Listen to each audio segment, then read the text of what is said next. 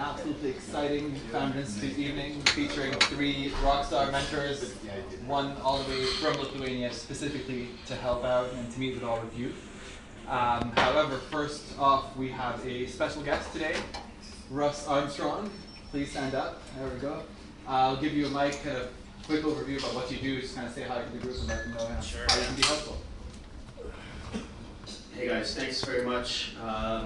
Thanks for having me out here as a mentor. So I founded a marketing technology company in 2014, raised over 10 million in capital, grew to 50 employees. So from that experience, just trying to get back to the community. So I built a couple playbooks around a SaaS sales playbook, Entrepreneur's Guide to Fundraising. I'll be sharing some of those in some of the other sessions we'll be doing later on in the year.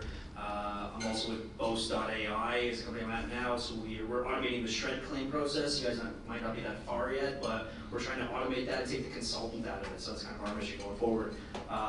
Connect with me on LinkedIn. I've got some of my content on LinkedIn. You can download it straight from there, and please reach out and ask me any questions. Thanks. And then we'll turn around to the mentors very quickly. If you want to kind of, there's a mic right in front of you. Feel free to use it and just introduce yourself, company you work with, and basically that's a good start, I feel. Hi there, I'm Dave Senior. I'm from Playground Inc., which is a user experience design company here in Toronto. We work with many of Canada's fastest growing startups and Fortune 500s here in the US, here in Canada and in the US. Hello, my name is Edmundas Balčikonis. Guess which one is from Lithuania. I'm co-founder and CEO of Eddie Travels, an AI travel assistant. So if you're planning trips, find us on Facebook Messenger, Telegram, and WhatsApp, and you can get the best flight deals, hotels, and so on. And is it a short intro or long intro? What were you doing before Eddie Travels? Before Eddie Travels, I was at Envision after an acquisition of my previous startup. We were building a B2B SaaS product called TrackDeck, which was a visual feedback tool for web developers and designers.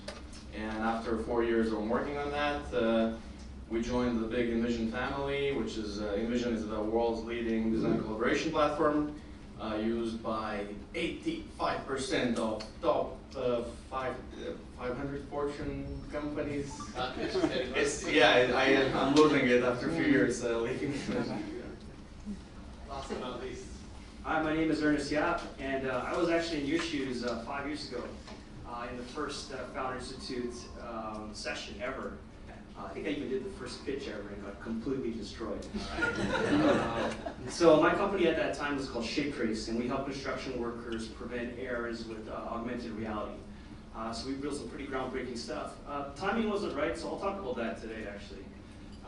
We built a kind of web design and mobile app development company.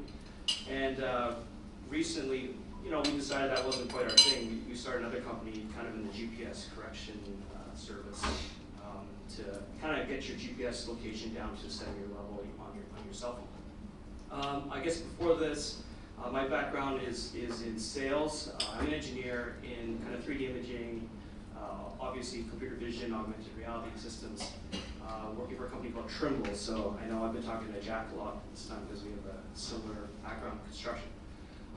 So you're on an awesome journey, so congrats to you, and hopefully today there's something I can share from all my mistakes as well. Thanks. Thank you all for joining us today. So, FI tradition, we usually start with somewhere between 8 to 10 pitches, depending on how much time we have. So I kindly ask you to, laptop or phone, just go to fi.co/review. And then under hot seat pitch, you'll find a list of the people, for the people's name and their companies, and then we'll kind of give you them on a rolling basis.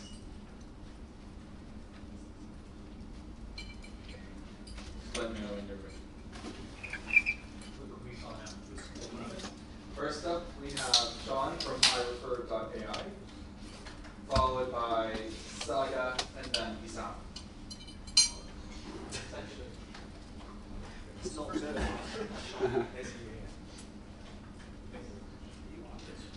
Yes.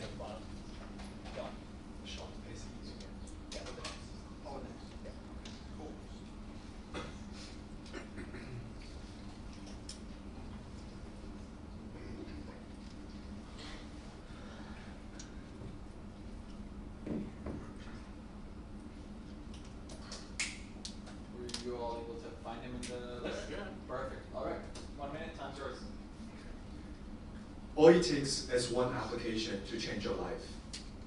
Each year, 7 million people apply for Canadian visas, which generates $5 billion, part of a $1 trillion global immigration industry.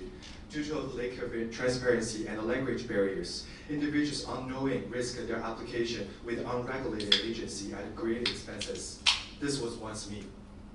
My business, iRefer.ai, is a global visa marketplace that helps people who want to travel, study, work, or move to another country.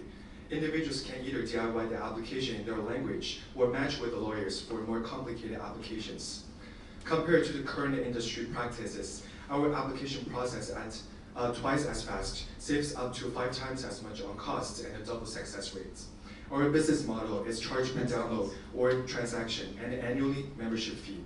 We believe everyone has the right to change their life. Thank you. Thank you, Sean.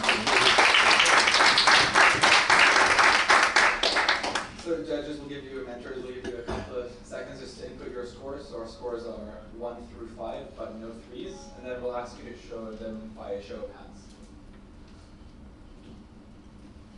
All right, so show of hands, 1, 2, 3. What your scores are? 2, 4, 4. So we kind of go through about like 30 seconds of feedback. So we'll start with Ernest, given you did the 2. Just the biggest criticism. Sorry. Yeah, please and thank I you. guess my criticism would be that you ran it off your phone. And I know it's early, but you should really think about memorizing that, just because it just comes pretty mechanic. If you really are passionate about what you're doing, or really serious about it, you could probably name it off. Or it also means maybe you might not have talked to enough people, because by the time you talk to tons of people, you can just pitch like really well. Right? And make it more about you, like your personality, as opposed to like reading it. Thank you. For everyone else that is reading off their phone today, don't worry. And with this? Worry a lot.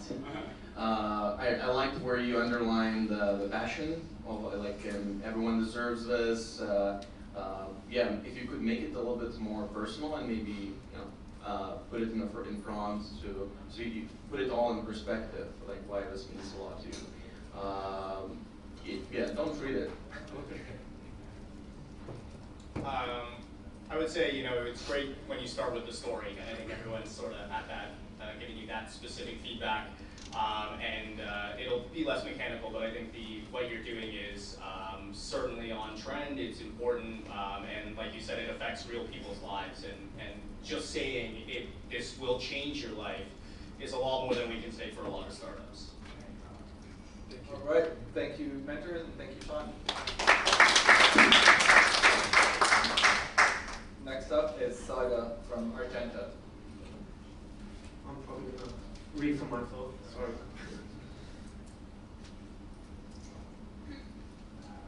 All right, time's yours. Smart buildings today are evolving. AI and machine learning are the key to this progress. Yet, there isn't much development in the relationship between a person who works there and the building itself. I mean, working in an office can be pretty stressful. Sometimes the temperature is too low, the lighting isn't proper, or there's too much noise. Well, there's a solution. Argenta is building Spacer. Spacer is a software and hardware system that monitors the workplace through the use of sensors and automates the lighting, HVAC, roller bikes, etc. to keep the workplace ideal. Not only that, but we go the extra step to bring value to the building owners, which is by employing Power over Ethernet. Power over Ethernet essentially saves energy, means less cable and better controllability, and overall higher building efficiency. We are the first in Canada to do this. Moreover, we provide further analytics on people movement to allow for a more efficient space use. We are creating a workplace that works for you. Thank you. Thank you.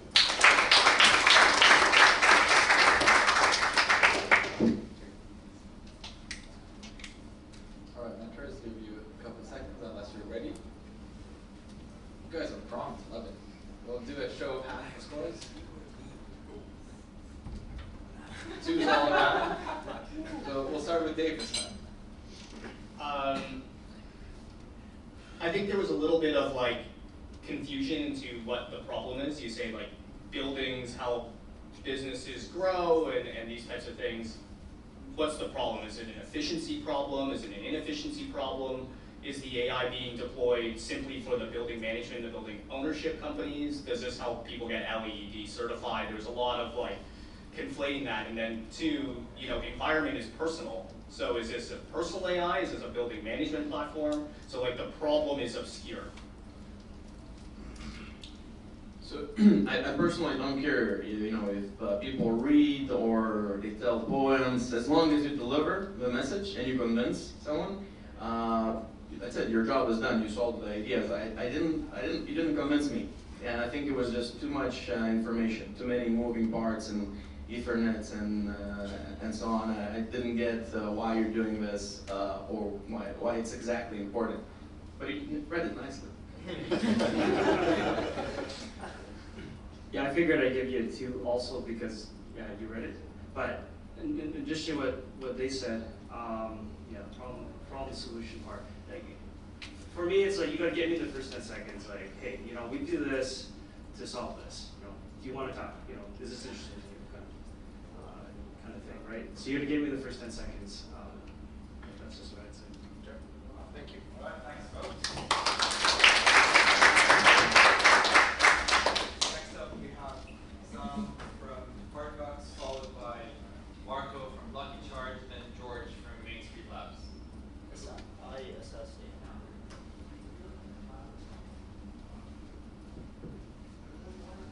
Your time starts now. Hi, my name is Assam, and I've been a used car dealer for the past 5 years. I did a short survey of about 50 people and found out that almost 70% of them get their cars repaired from the dealership, which means they are paying almost double. Also, they are wasting too much time going back and forth to the mechanic. On average, Canadians spend between $600 to $800 per year for car maintenance, and with 35 million cars on the road, it makes this a $28 billion industry. My company, Partbox, is developing a mobile application to help car owners save time and money both by requesting a mechanic at their home or office. Not only this, but they can also buy car parts at wholesale prices. Thank you.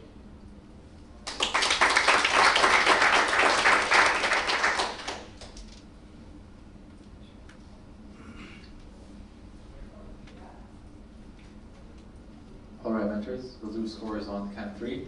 1, 2, 3. 4 is all around. Edmundus, lead the charge.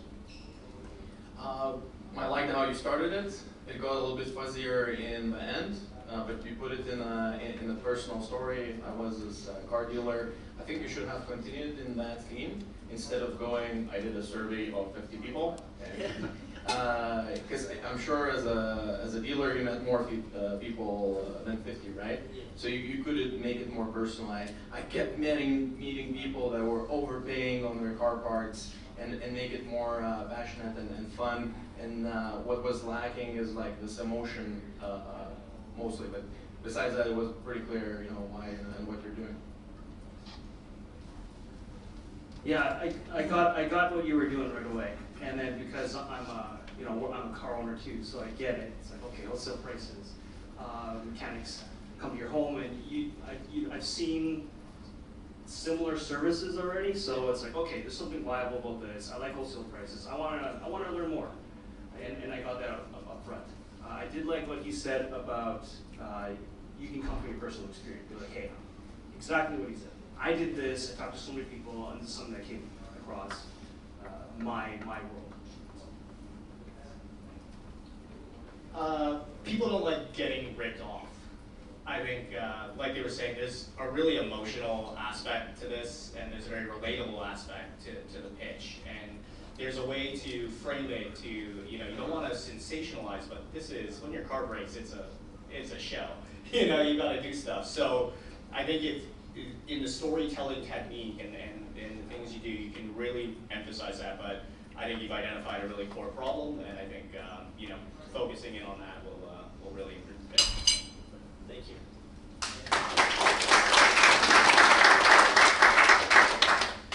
We've got Marco from Lucky Charge.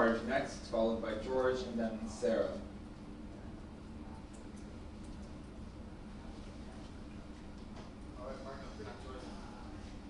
Raise your hand if you think your smartphone battery sucks. All of you. Customer problem, check. We have a solution. Lucky Charge is a network of portable smartphone chargers for use in restaurants, bars, coffee shops. Very easy, connected, and then charge your phone at your favorite restaurant while you're having dinner. The service is 100% free and will always be. Now, how do we make money? Our biggest competition locked 4,000 locations in the first 18 months of work simply by adding a sticker and advertise customer logos. We raised the bar by a lot. So we developed a software that enabled digital communication between our chargers and any smartphones in the world. So now you can unlock special promotions, offers, discounts, VIP treatments, and everything the restaurants want to sell you at a discounted price. Learn how you can save money while you're charging your phone for free. Thank you.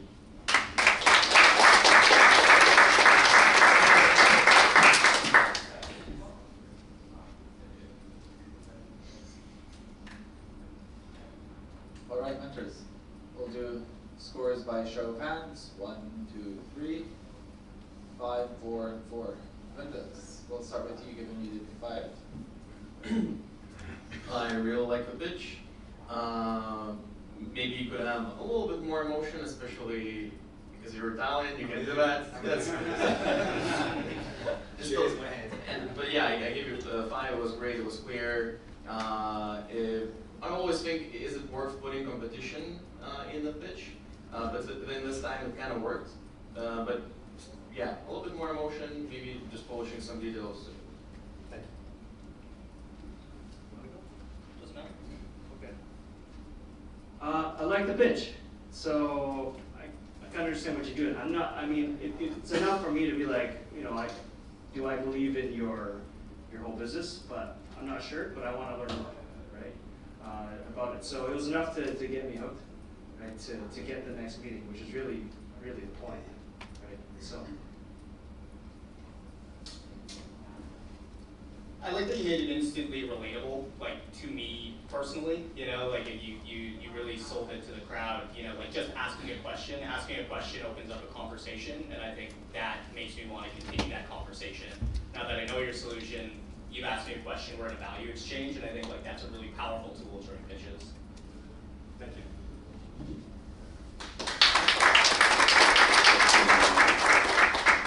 Next up, we have George, followed by Sarah, and then Brett. George is from Main Street Labs. All right, George, back to yours. Hi, my company Main Street Labs is developing a digital marketplace to help consumers confidently purchase properties online by giving them the information and tools that they need. Last year across Canada, $7 billion in fees were paid to buyers' agents. Consumers are telling us that they'd like access to more information to do their own research. Our revenue model is based on developing a platform that will give that information to those consumers. We'll be charging fees for that, and we'll grow through scale and additional services. At Main Street Labs, our mission is to simplify the process and give consumers the information they're asking for. Thank you.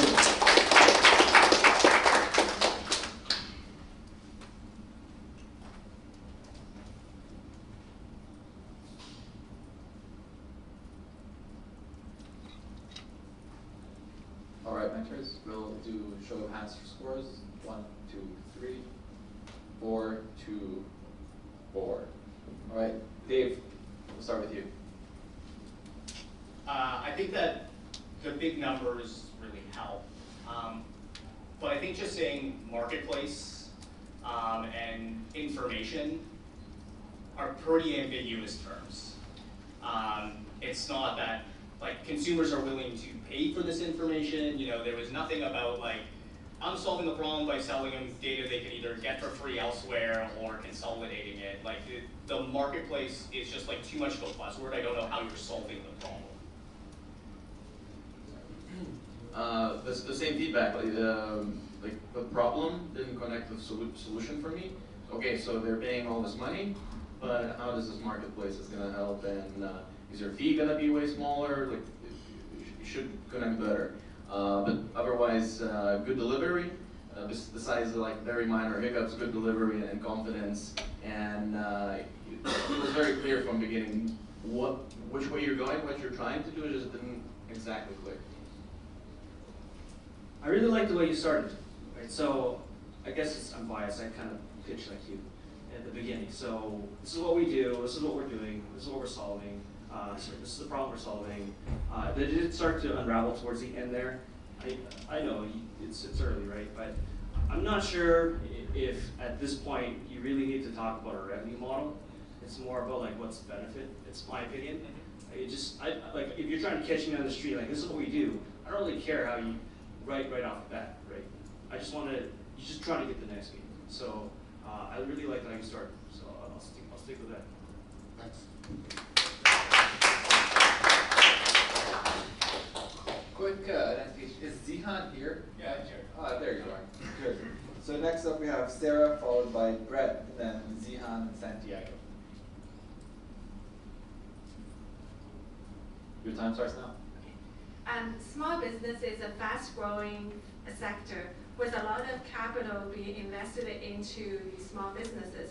However, we know that 82% of failing small businesses, they fail because of poor cash flow management. So we, Rice Consulting, want to help small businesses succeed by helping them manage their cash flow better and help them make the right long-term capital investment decisions, also have insights into their day-to-day operations so that they can achieve their growth objectives. And all that will be packed in one software, integrated to their accounting tools. And because we care about our customers, so we also want to provide them with consulting services to help them build the muscles to manage their cash flow better and make better decisions. Thanks, Sarah.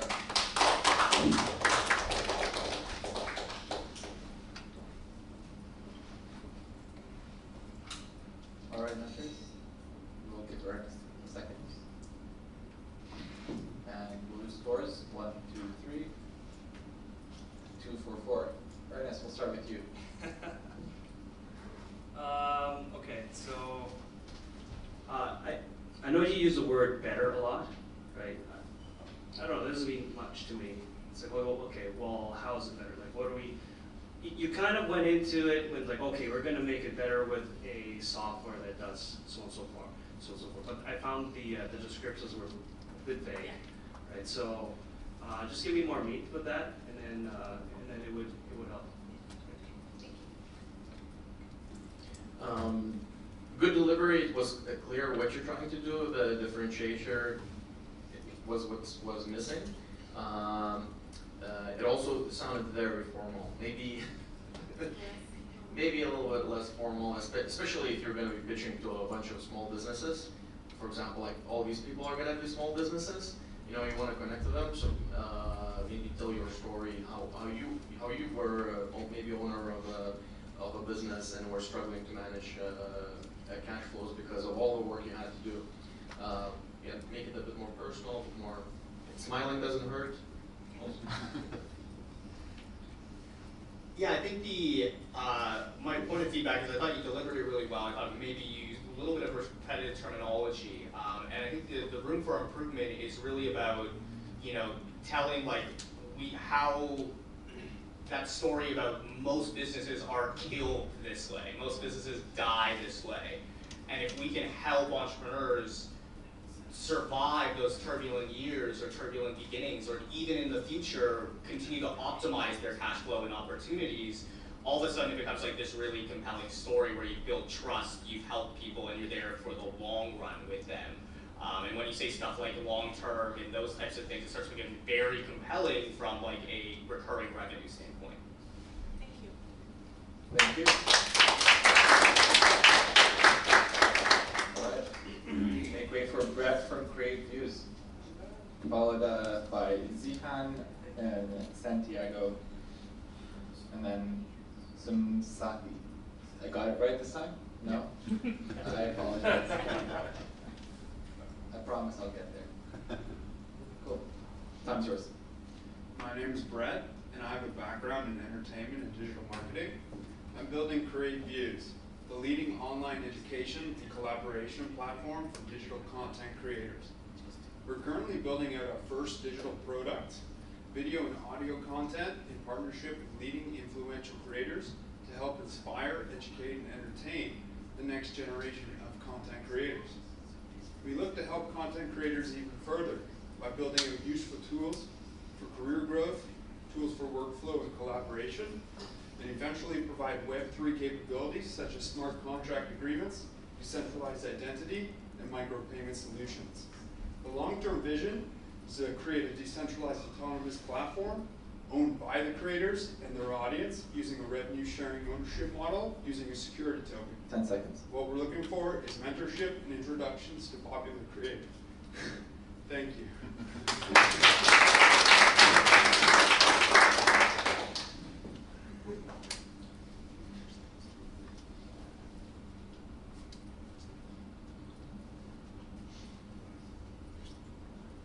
All right, we'll do a show of hands for scores. 1, 2, 3. Twos all across. Edmundus. So you listed a lot of good things. Clearly, you're working towards the right structure of a pitch. You just had too much stuff, and it was all not really connected in a nice pitch that you would like to tell someone as a especially from entertainment industry. Just practice firstly to relax on the stage. Quite ill. I don't know what happened there with bars. No worries. I got a 1 the first time I did it. So. Stuff happens. Yeah, just practice. Think how you can make it more fun and entertaining, kind of. I like that. I like what you said, because a lot of pitching is about showmanship, right? So I know I'm kind of judging you half on showmanship and also content, right? But it's all about showing, and unfortunately, whether you have an awesome business or not, it's all about the showmanship. For my comment would be, I didn't quite understand the opportunity or the problem or the trend or what's going on. So like, there's different ways you can talk about that. You can be like, there's transformation happening in this world, and you're going to miss the boat, and this is why we're doing this, right? Or this is the big opportunity that there is, or you can say this is the problem that there is right now. So there's different ways to approach like why you're doing it.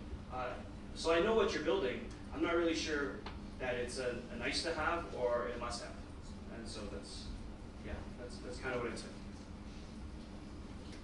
Yeah, I would say, just adding on there is you kind of build up to a vision as opposed to like selling a vision.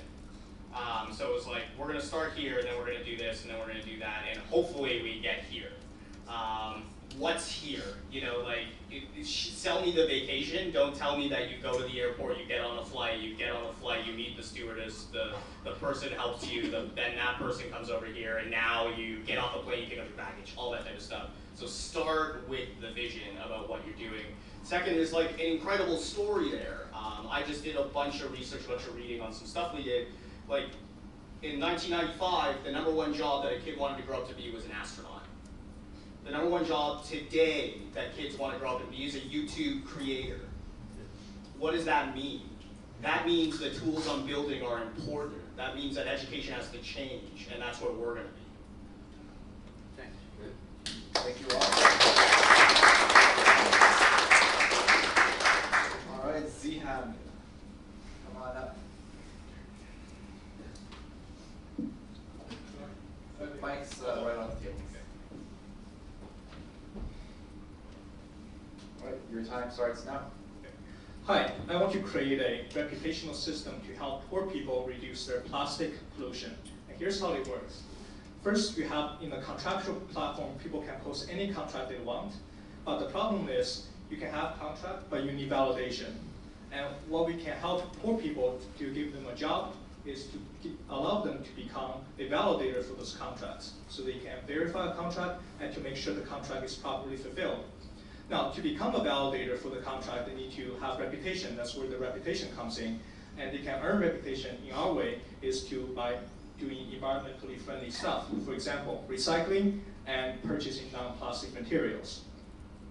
Now, the benefit of the platform is it doesn't reach just Canada. It can also reach to poor country where people don't really have any money. But what they can do is they can recycle, build reputation, and from that reputation, they can take on contracts where they can earn real economic benefits. Thank you.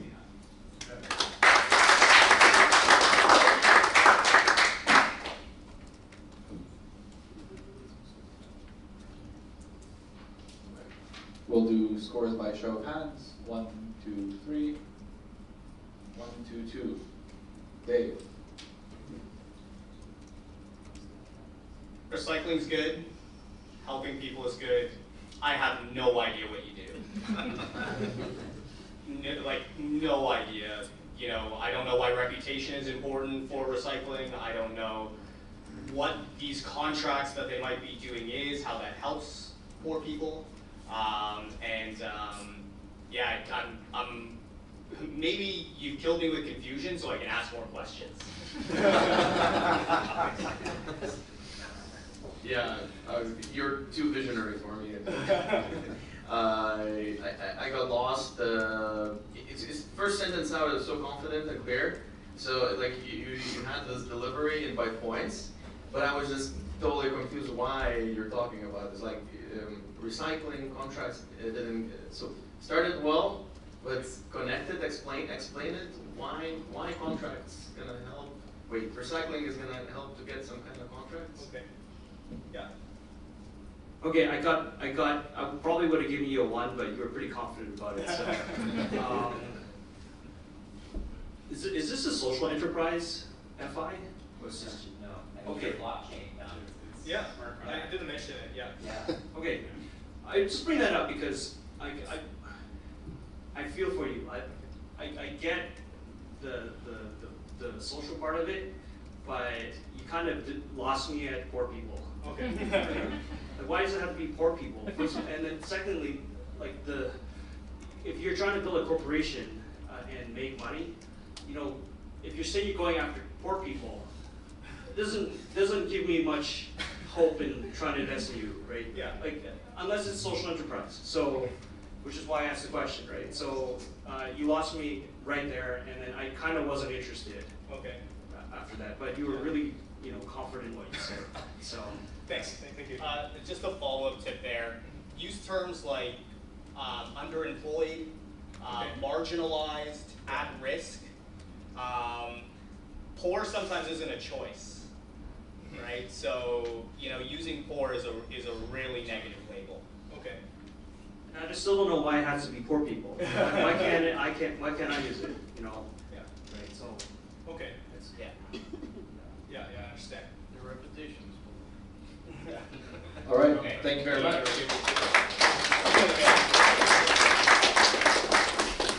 So we've got Santiago from Planalytics.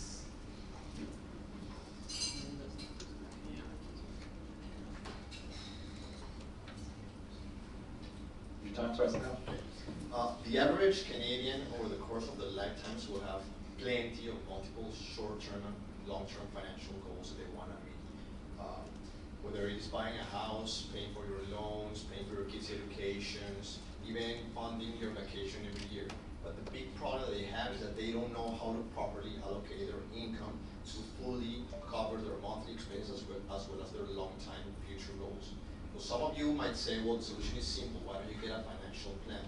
Yet more than 70% of Canadians have never had a financial plan due to either the lack of financial knowledge to properly create one for themselves, due to the lack of funds to pay some professional to get a plan for themselves, and also due to the lack of trust with banks and advisors that use financial services as a way to push their products onto them. 10 seconds. My company, Planalytics, is prepared to offer a comprehensive financial planning simulator powered by financial algorithms that will help you build your online financial tool, see what products you need to create your goals, and compare those products. All right, thank you very much.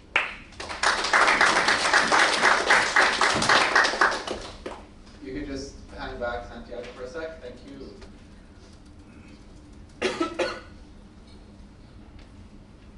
All right, mentors, we'll do scores by show of hands. 1, 2, 3, 4, 4, 2.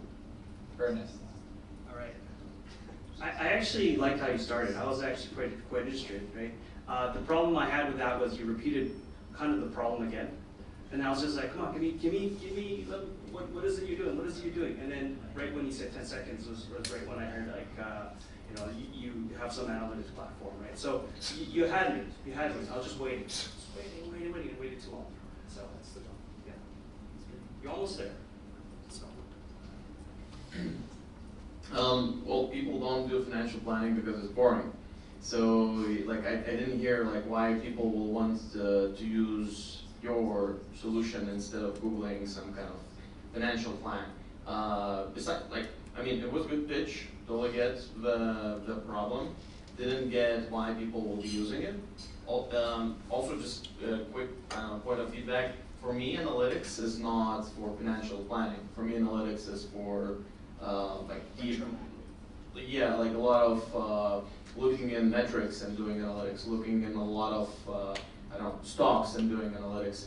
I think you could have a shorter, clearer name of just plan something, plan your finances, whatever. Probably will be easier for consumers to remember. Yeah, I thought you presented well. I would agree that like you went back and you kind of repeated the problem, but I think it's a real problem, and I think like that's really important. I think that there's more of like an emotional resonance or like some sort of customer insight other than the statistics. Like consumers don't do this because it's boring, or consumers don't do this because there's shame attached to it, or that like you brought up like maybe the financial, like maybe they don't want to pay someone to do this for them. But banks do this stuff for free so they can sell you products. So like anyone who knows anything about the industry will be like, getting a plan is the free part. Like getting the products is where they make their money. So make sure you know how like the industry works and how people actually charge for this stuff. If I could just jump in, like if you think of like Wealthsimple for like the robo-advisor world, this is like the robo financial planner kind of thing, and tackle it from that angle. Yeah, there's a Toronto startup called Planswell that does it specifically. Yeah. Yeah. All right. Thanks, folks.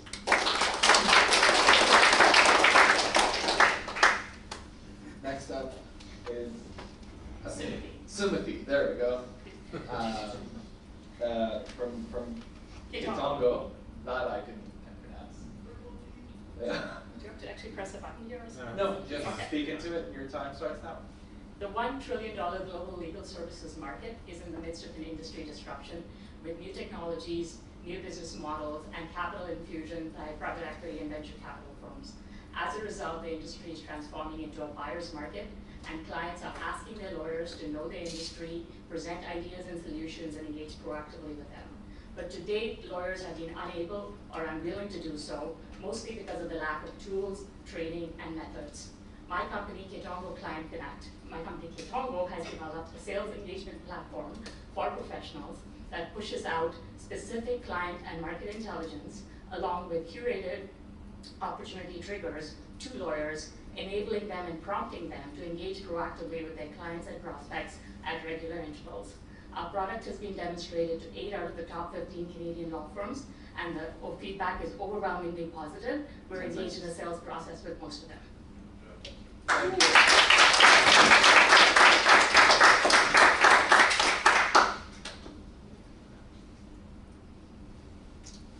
All right, judges. Let's do scores by show of hands. 1, 2, 3, 5, 4, 2. Start with 5 this time. I understood the problem. You talked about the pilot. You talked about the feedback. You outlined the hunter versus gatherer relationship, the lack of proactivity. Totally understand exactly what you're up to, and you've proven that people are interested in the product. I really liked your confidence, especially in the beginning. It kind of went a little bit shakier in the end, but the beginning was great, and the big number, caught attention. For me, the connection between problem and solution wasn't exactly clear. So I didn't really understand how this platform is going to help lawyers provide a better service for me. I use lawyers' services all the time. I'm back in Canada right now from Lithuania here, and I'm not very happy with their services. I very deeply want to know how you can help them, but I didn't understand that. Can we help? Yeah. So I had a similar issue, but I guess I'm a dick around here. I rate people pretty low. Yeah, I didn't get the connection right off the bat between financial services and it hit me when you said lawyer. I was like, whoa, hold on. My frame of mind was thinking something in the financial industry. And anyways, it was a disconnect for me anyways. Maybe I just don't listen. I have 10-second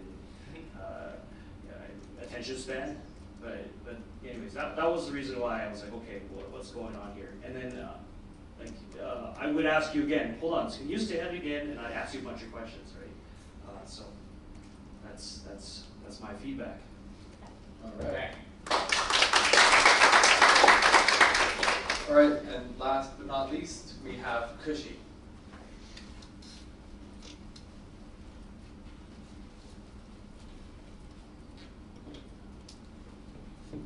Time starts now. Hi, my name is Kushi Kaur, and I'm the founder of the Joint app, where we're digitizing immigration for international students in Canada. The international student experience in Canada isn't just broken, it's virtually non-existent. And it started when my cousin first came to live with me from India as an international student for 2 years. And within the first few months of her arrival, she faced tremendous challenges. And by the end of her second year, she had moved from Ontario to Calgary, and it should not have been like that.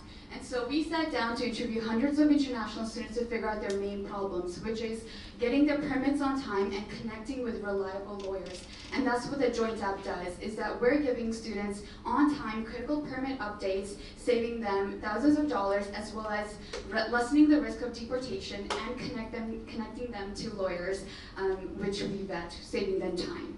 Thank you.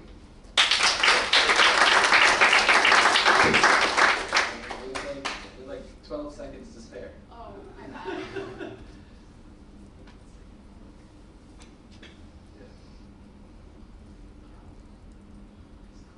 All right, mentors, we'll do final round of scores. 1, 2, 3.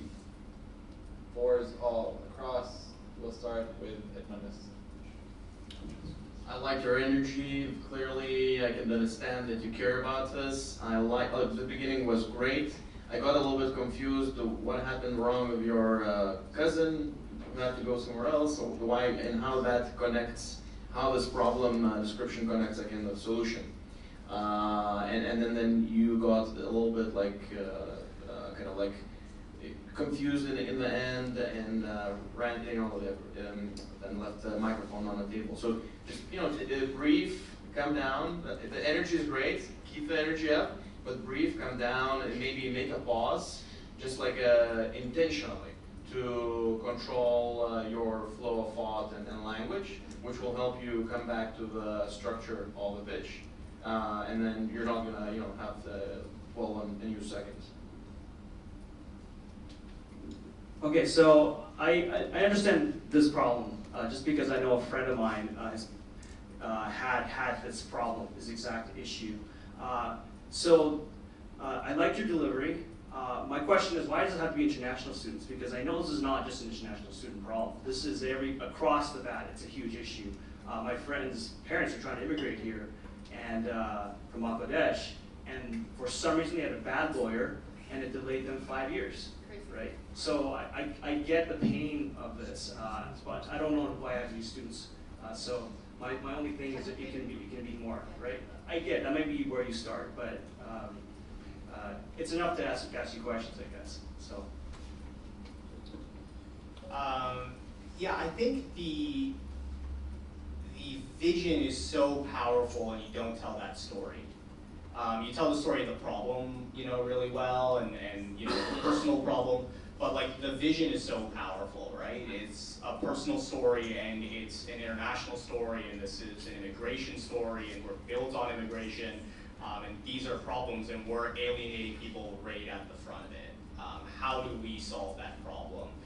That's like a really good way to do it. I would say this also, and I would say this as feedback to all of the pitchers, is dynamics are important.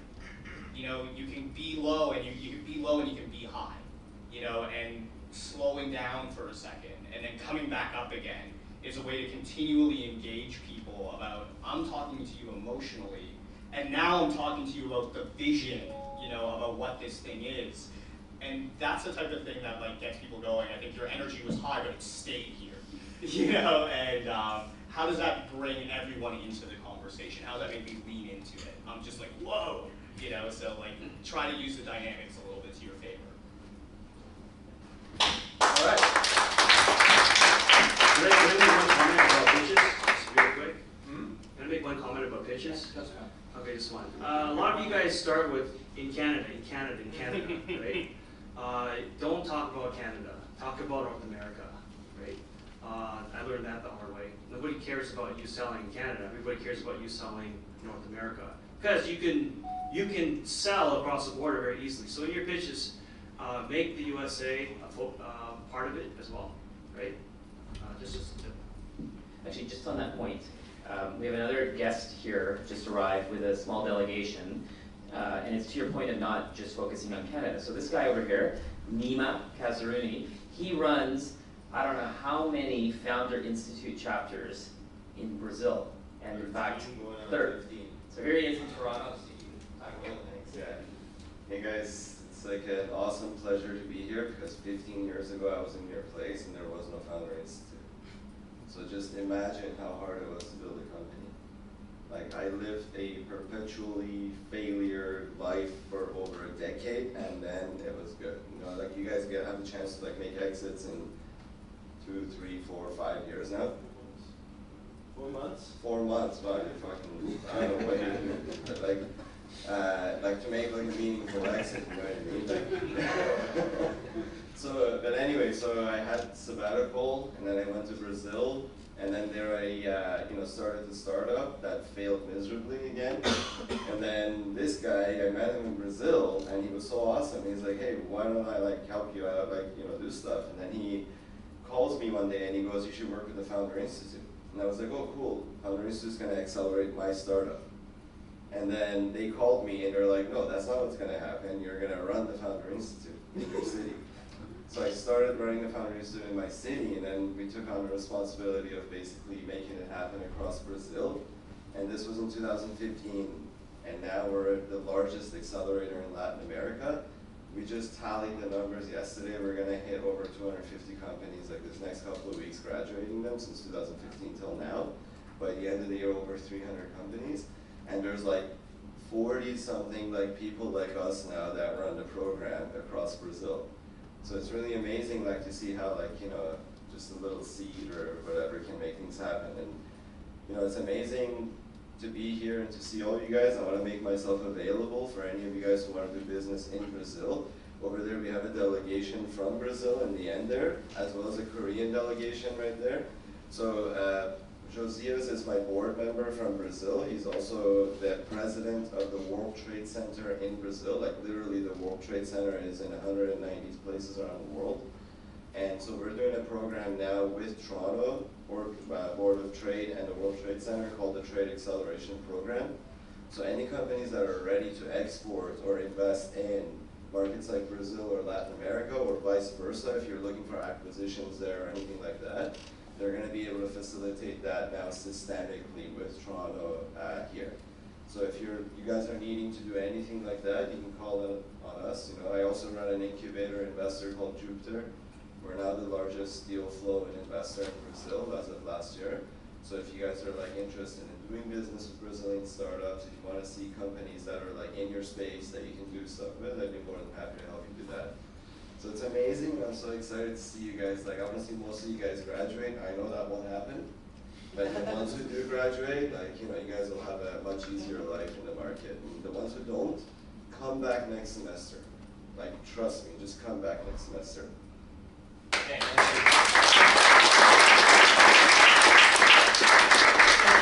the group, most of them are able to stay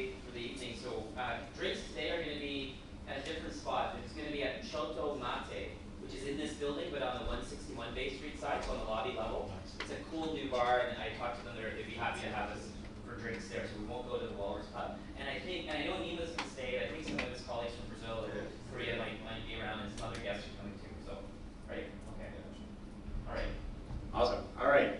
So thank you again, esteemed mentors, for all the great feedback. Really appreciate it. I think everyone should give them a little round of applause before they get up on stage. Soon they're going to be up on stage and they're going to be giving us presentations about their expertise and their knowledge in the area of making revenue, which is something obviously that's very important to every company. So this is actually pertaining to another matter. So I just have a quick couple questions for the class. So first one. How many companies identify themselves as a blockchain company in this class? Can I get a raise of hands? Okay, 1, 2, 3. That's it, right? Okay. So how many people are interested in learning about blockchain in a sense of maybe I can integrate this technology in my company and enable new business models, solve security issues, payment challenges? Can I get a show of hands of people just interested in learning about the aspect of it? Okay, awesome. Yeah, I know you are. Awesome. Okay, so just so you guys know, we are doing an optional session tomorrow night. It will be here, same time, same everything else. So I encourage you guys to come. We have some great people coming. Kesson Frank from Aon raised over $20 million for their ICO. I'm talking about ecosystem growth. Tracy Lapruno, she runs the big futurist conference, and she was a CMO at Polymath as well. So she's great at curating people in very ecosystem-like environments. And then we have a few other experts coming in as well. So again, just wanted to get a gauge of how many people will show up for that. So thanks a lot for that. All right, and Dave, you want to go? Cool. Yeah. Do you have a clicker or anything for the slide? Yeah.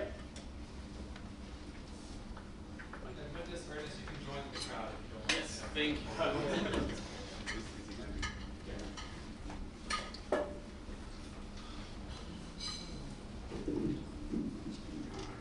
Second? Yeah. Awesome. Cool. Yeah. Got it.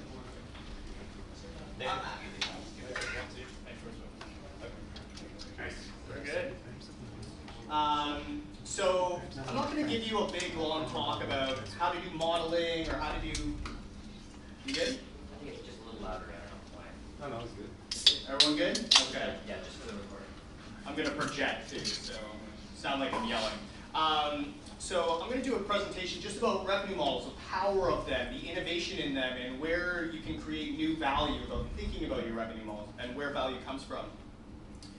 So who am I? I had a brief introduction. I'm the managing partner at Playground Inc. We are a human design company here in Canada. I'm also a professor of design thinking at Ryerson University. I teach a course there in the business program.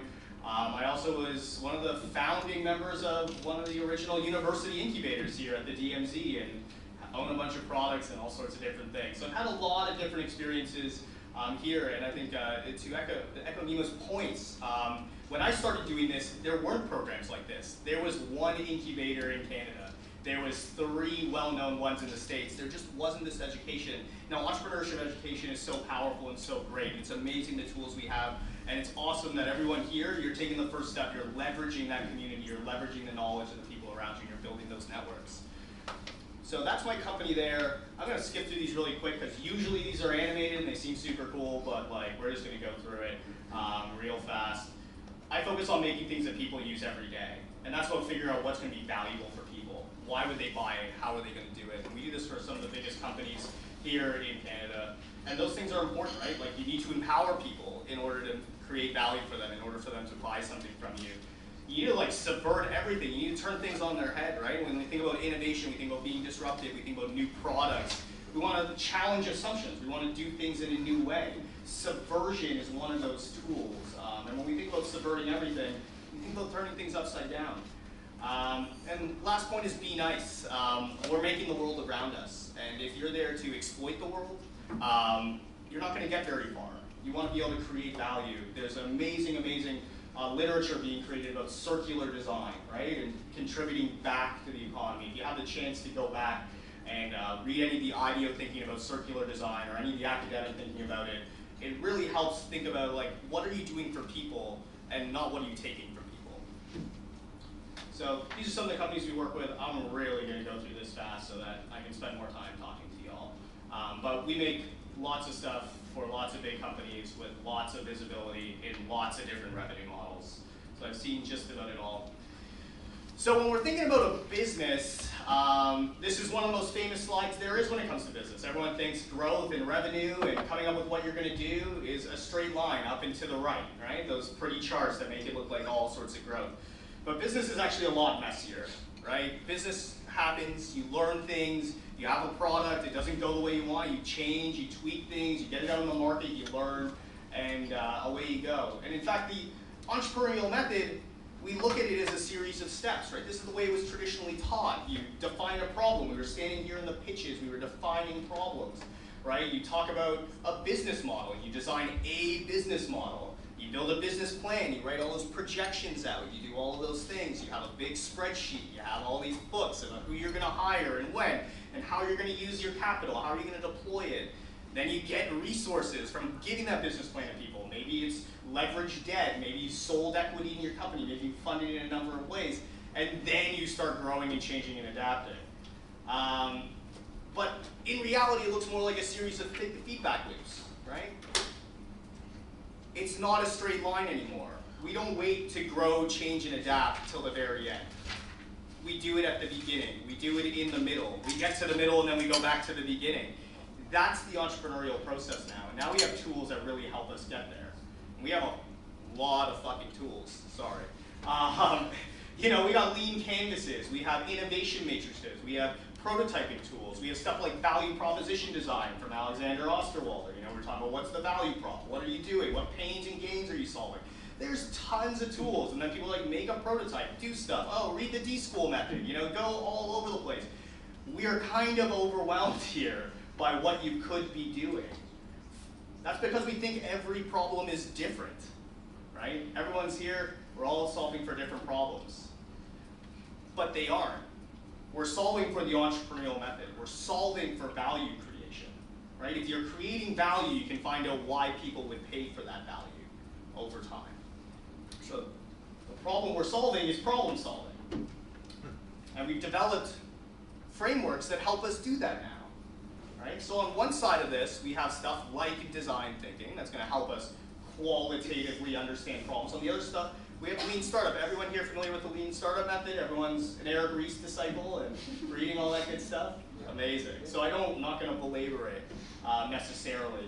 But when we think about design thinking, we think about complex problems. Every problem we heard here was a complex problem. It took very smart people to understand it.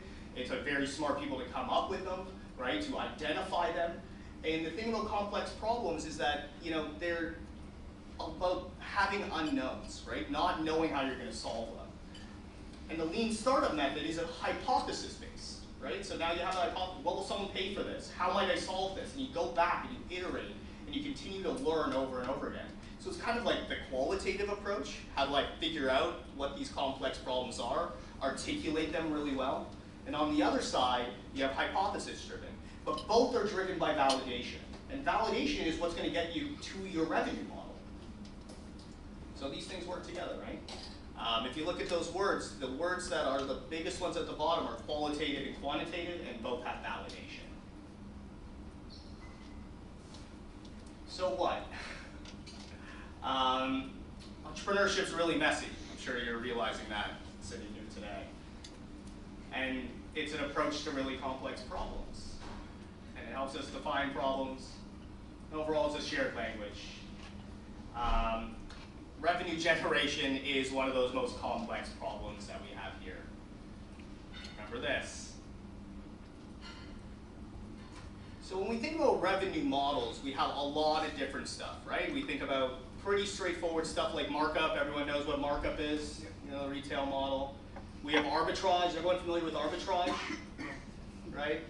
Arbitrage is really interesting. That's when markets are not perfect. A perfect market means that everyone knows what the price of something is and people are willing to pay what someone else is willing to get it for. Arbitrage happens all the time in things like the stock markets where someone has a piece of information earlier than someone else. Happened all the time in cryptocurrencies very early on. One exchange had a different price than another exchange. All you had to do was buy it from one place and sell it to the other place. That's arbitrage. It's not really markup. You're not buying inventory. You're not buying anything. You're You're selling one thing for another because the information is imperfect. Fee for service, pretty obvious. The thing is, with fee for service, a lot of people don't realize that a lot of these other models are also backed by fee for service. You know, a lot of these SaaS companies, these infrastructure as a service companies, they sell a lot in services, right? Like to get you to the point of being able to implement their solution. I got a statistic from a client we work with at ADP who sells gigantic HR system platforms for multinational corporations. A lot of their money in a contract is built on actually building the service. The software as a service model is just the recurring revenue, but the big upfront costs are all there. Think about someone like IBM, right? Do they sell computers? They're a services company, right? Not software as a service, but like a legitimate services company. Microsoft, what do you think they do? They have a gigantic services division. That's not just Azure as software as a service. Remember, people have to be onboarded. People have to do things. Fee for service is often underlooked and underutilized as part of the bigger model. But if you look at any of the big corporations selling software as a service platforms, fee for service is a big one. We have marketplaces. Marketplaces are a tremendous example of two-sided type of innovation when you're trying to matchmake. Referral and commission. Gigantic business right now online. Right, affiliate marketing is kind of dirty and kind of sucks, but like that's what a lot of like these Borrowell and these Planswell and these Mint do, right? Like they generate leads for other people. Referral and commission is lead generation. You are a salesperson. Your content is sales, right? Your platform is sales. Your insight is sales. So when we think about referral and commission, your product is the salesperson. Advertising is pretty obvious. We're all kind of targets of advertising all the time right now. Renting and leasing, pretty obvious. Subscription, considered the holy grail of like this ARR sort of model and all these cool things. You know, subscription is everywhere and people are really, really using it. And then interest. I think like the other thing that people don't think about is when your business gets to a point where you actually have capital utilization. We heard a great thing about cash flow. When you have money, how does that money make you money? How do you deploy capital effectively? How do you get that money that you have, that free capital that you have, and either reinvest it or use it to generate interest and generate returns for you? And these are all revenue models, and generally when you get to really, really interesting places, you combine those things. So let's talk about innovation inside of these revenue models and where that stuff comes from. Does anyone know who that guy is at all? Dyson. Pretty good guess. Does anyone know the books with the animals on the covers? No one reads O'Reilly books? I read one, but I don't know. Okay, O'Reilly books are the best-selling books in California because this is what everyone's built their businesses on. They write the instruction manual to every programming language, to every new concept, to every design innovation, to everything. And O'Reilly's become one of the biggest kind of educators by accident of the entire Silicon Valley ecosystem. If you ever want to learn about something that's really cutting edge, there's probably an O'Reilly book on it. And Tim O'Reilly's just a really fascinating thinker. And he has this thing called the combinatorial theory of innovation, which means that the best type of innovation is where you took two previously uncombined resources and rearranged them. Maybe it's three things, and you rearrange them. That combinations unlock new value. And this is a really old concept, and this is why I say old is new again. If you go back to the earliest economics teaching in Austrian economics, if you read about like Joseph Schumpeter, he wrote about value creation. How do you create value for people? And so when you're thinking about creating value and creating new revenue models, how do you do that? He talked about recombining new elements, right? All of a sudden, you know, petroleum is more valuable because it's combined with a distribution network and a usage model, right? All of a sudden we have new things that we can come out of it. Oh, we can combine that into plastics and we can do mold injection for different industries as opposed to just one-off raw products. So combinations are where you really unlock value. And innovative companies now have combined these models, right? So we think about like Apple being a innovative company. We think about Shopify just down the street being innovative companies. And how did they do that, right? These are enabling models. these are two-sided with multiple customers. So not only are they charging people to use their platform, they're also charging a fee every time someone interacts with someone on that platform, right? So they make you pay for the roads, and then they collect the toll. It's pretty innovative. It's pretty cool, right? You want to be in the App Store, okay, you pay 150 bucks, you get your developer license, collected that. Now we're going to take a slice off of every transaction that comes through there too, right? And so that's where you unlock all of this tremendous amount of value, right? Marketplaces, platforms, and services are where you start to unlock lots and lots of value. You serve someone so well on one end of the platform that other people are willing to pay to just get into the platform, right? Now everyone is paying. These combinations have unlocked completely new business opportunities for a lot of people, not just the companies. When we talk about enablement, that's what we're talking about. It's like being able to put your store in a mall. If you didn't have the mall, no one would go, no one would know your store. So how do you enable people to unlock that value and create revenue models that power enablement, right? So licensing plus something is an enablement model, right? Subscription plus something is an enablement model. Hardware markup, making something, maybe you lose money on the hardware, plus services is an enablement model, right? You're getting to places where you're like no longer just having one source of revenue. And maybe you consider it one source of revenue, but it's a combination of things that's unlocked a tremendous amount of value on a two-sided marketplace, right? So what are the other things you can do here? We talked about this already, right? Fee for service. You want to get in on Microsoft SaaS platform? Well, you better believe you're paying a consultant to set that thing up, right? Transactional fees. When you go on Shopify, you pay monthly to have a Shopify store, but you also get to collect fees from every transaction that ever occurs on that platform, right? Other services that you might be able to provide, you know, with an IaaS or any of those types of things, you start unlocking new value. You start unlocking really, really lucrative businesses, right? The App Store, one of those great examples of these enablement models. Shopify is doing unbelievable things. If you have a chance to read any of Brandon Chu's work on the difference between platforms and products, you're going to see some really, really cool stuff. Like they're saying, hey, not only are we going to help you set up a store, we're going to help you process the payments. Now we're going to help you interact with the customers. Now we're going to help you do the marketing and buy the ads and get people into your platform. They've combined a number of models that create value for the end customer.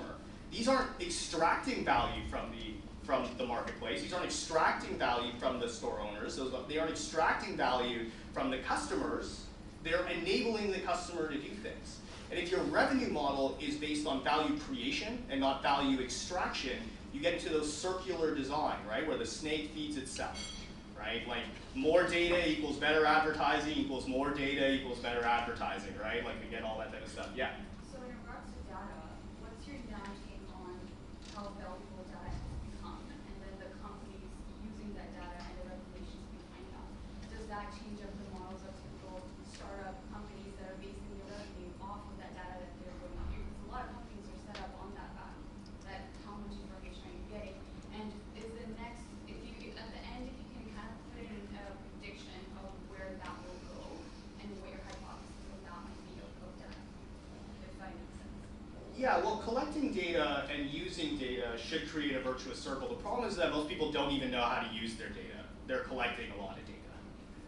And then they're thinking, oh, I'm going to get some insights out of the data. And there's a pyramid of what data is. Like there's like this model of like a ton of data is worth a pound of information, right? And a ton of information is worth a pound of wisdom. And a ton of wisdom is worth one insight.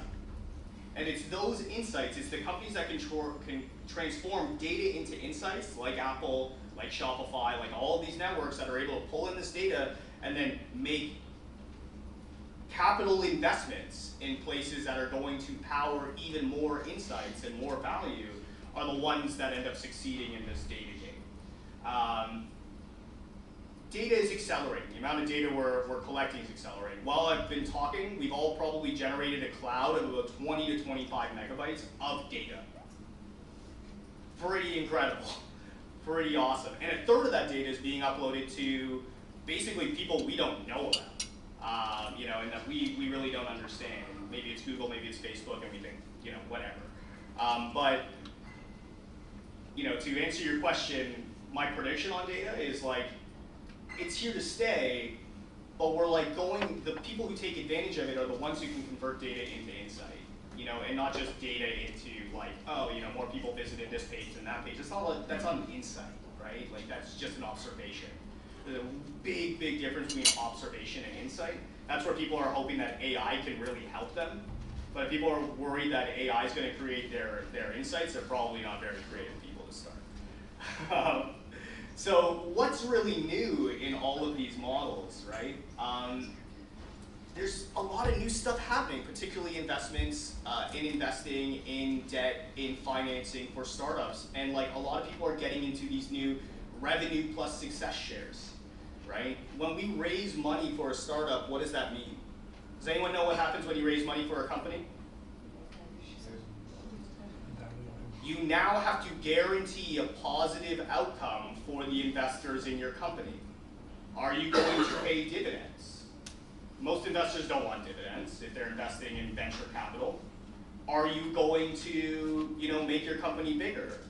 Are you going to raise another amount of money so you can provide liquidity to the first people who invested in you? Are you then going to go and try to raise another round of money so you can get even more liquidity for the people who invested after that? And then once you've done that, are you going to go public? Are you going to sell your company? What are you going to do? Like taking on money and financing your company means that you have to do something. There are brand new models that people are coming up with. There's a company here in Toronto called Clearbank that's doing really interesting stuff with revenue and success share. They're basically trying to say, hey, let's not get you on the venture capital treadmill of like trying to take your company public. Let's get you into a place where we can invest in the money and with our expertise to accelerate your e-commerce growth. And you're not going to give up any of your company. We just know we can help you succeed. We're going to finance your advertising. We're going to share in the revenue generated by that advertising. And we're going to do cool stuff. There's all sorts of new innovations coming in debt financing and revenue and rev share financing that I think are really, really interesting. And when you think about your startups, think about why you would raise money and how you're going to generate the revenue that's going to make you attractive enough to get moving on those models. So, I have a quick question. You mentioned that the company will start to develop other enablement for their customers, for example, marketing and sales and other services. So, will that distract them from their core business? And how you can design it in a way that all these new services are strengthening their business versus diverging their business to different directions? So I love that question because what you're asking is about what is their core business? Yeah. Is their core business generating revenue? It's a really interesting question. No one here, when they pitch their vision of their company, is like, my company is designed to make money. Right? Did anyone say that? I don't remember hearing it. Right? That's because companies make money as a consequence of value creation for their customers. Right? So if the vision of the company is to create more value for their customers, and it is aligned with what their vision of what their company does is, then it's maybe not a distraction. Maybe it's a disintermediation or a consolidation of other services that their customers need, and we're going out to other people to get for it. When we talk about, you know, the power of data, I'm sure, you know, like Facebook and Google and companies like Shopify and Apple, they have the canary in the coal mine with data. They know, like, this is coming. People are using X platform or X retargeting advertising thing or X lead generation tool. And then they're like, well, why are they going there? Could we do that better? And if they're asking, can we do that better and provide more value for their customer, rather than can we just, kill that company and make all their revenue, then I don't think it's a divergent business. That's all I got. Any questions? Anything like that? Yeah. Should we talk first?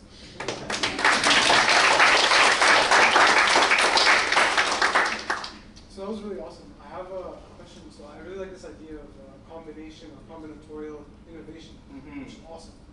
So for us, like we're creating a hardware system as well as a SaaS platform.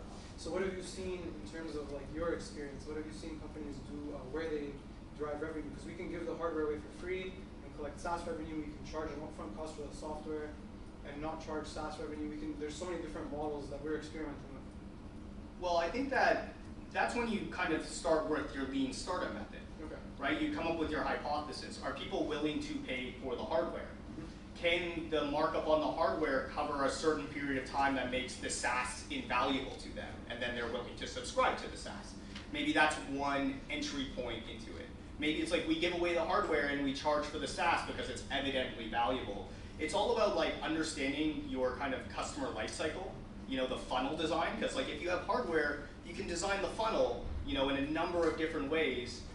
There's a number of ways to do it. There's companies like Nest that have done it. There are companies that are like, Nest and Dropcam did the whole thing where like you can only have a certain amount of days of data, but then you see, oh, it's really valuable to have that data, so you start paying for it.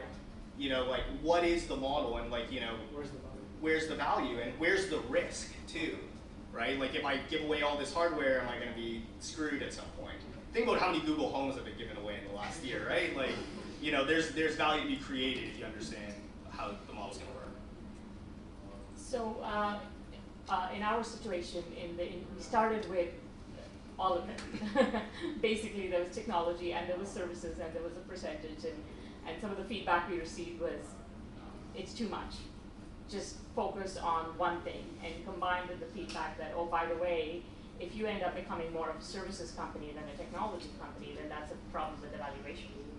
So I was sort of curious about your feedback on that. So when they say technology company, what they're really talking about is scalability, right? Do they believe your services are able to scale? And if you say my services are able to scale because they are enabled by our technology platform, that's an answer to that question, an answer to the valuation question, something you build into your model. I believe, especially when you're starting, it's like the Pareto principle, right? Like 80% of the value is produced by 20% of the activity. So identify the 20% to focus on so you can generate 80% of the value. The rest of it is going to be opportunities that might unlock value later. We the chargers, we're going after two main verticals: the hospitality business, so restaurant, bars, coffee shops, and trade shows. I see a lot of values in trade shows, but the two verticals have two different revenue models. One is a monthly subscription fee, the other one is a rental fee. Do you see this as sustainable, or does it confuse investors? It's something that we should just focus on one revenue model? I don't know. I don't have enough information. The question is whether they should have one model for one customer, another model for another customer. Right now, I honestly don't have enough information about what the opportunity is and how big one market is versus the other. Or whether or not you really even need investors. I don't know what your model is and whether or not it scales to a place where you need investors. But it's something to think about. So generally speaking, two revenue models will work in one company. It doesn't have to go one. Oh yeah, I'm sure the company in here that we're in the room of sells way more than one thing. Okay, thank you. So what are your thoughts on the differences between a marketplace and a platform? Because you can have multi-sided platforms which behave much like a marketplace. I think that marketplaces are about matching, right? It's about giving people an avenue to connect to their consumers, right? And so you can pay to get into the platform or not. Maybe the platform is valuable because it has a lot of people there, and then the people come in and we're matching them. It's a place of commerce. That versus platform, I mean, platforms can be just about anything. I think marketplaces mean something very specific, and I think platforms are something completely different. Like EC2 is a platform, and AWS is a platform that you can do just about anything on, and it can have different ways of charging for metered access or whatever the case is, you know. And as you scale and grow, they're going to scale and grow with you. Like, that's a platform, you know, like Shopify's a platform. It has lots of products you can plug in and try different things with, and they all have slightly different ways you can charge for it, and different ways you can kind of take advantage of it. I think platforms are areas where you let the people use the tools in ways that are going to enable them the most growth possible, whereas marketplaces provide an avenue to match you with the consumers you're looking to get in front of. Right, so using the Shopify as an example, if I set up a Shopify shop, I could have a marketplace based on the platform. You could build a marketplace. You have to build a marketplace on a platform, yeah. But the Shopify shop isn't a marketplace by itself, right? Like that's a website. That's an e-commerce thing, right? A marketplace is like eBay or Kijiji or Craigslist or Auto Trader or Redfin. Lots and lots of marketplaces out there. Alibaba, yeah. So I guess one thing that I'm wondering about, and maybe you have some insight on, is how do you reconcile the value creation that you offer as a business with people's paradigm about money and spending money, and how maybe the value is being created, but they have hesitation about actually paying. That's storytelling, and that's translating value. That's the power of marketing. That's the power of advertising. That's the power of like success stories and proof, right? Like that's the sales process is going from something I think is interesting to something I need. All right. Well, thank you very much for the presentation. Next up, we have Amanda. Hello. Hello. How are you doing? I don't want to kill them. Excite and inspire. Okay. Hello, everyone. We're really excited. Let's try this again. Hello, everyone. Hello. Yay. Let's talk about revenue. I like revenue. I'm going to use some examples from my past startups. I had the startup TrackDeck. We worked 4 years on it. We got acquired by Envision. I'm going to use some examples from that. And now I'm working on AI Travels, AI Travel Assistant, and I'm going to use a couple examples from AI Travels. I've also done consulting for B2B SaaS startups like Pandadoc from San Francisco and Degree from Europe, which is an online massive education platform. Self-touched other startups. So at any point, if you have a question how this relates to your startup, or you have an idea, raise your hand and let's talk about it, because I don't know what's relevant to you. You're all working on different businesses. Revenue is really hard, people. No one really knows it. If they know it, they're billionaires. These guys at WeWork have been at it for 10 years. They raised billions of dollars. They have hired some of the smartest people in the world, and they can barely cover the actual cost of the seat. They're not making any profit. They're way in minus, right? They can't even get enough revenue from their customers to cover the cost of a table they're sitting in at WeWork. So it's hard for everyone. It doesn't matter how much money they raised. Everyone keeps experimenting and learning about it. It's not only you guys. If someone tells you for sure that they know what to do with your pricing or revenue, or trying to sell you something, or they're plain stupid. Okay? By the way, highly recommend this article. Just came out about WeWork's filing for an IPO. If you have a chance, read it. Scott Galloway is a hilarious guy. He's like definitely worth the time.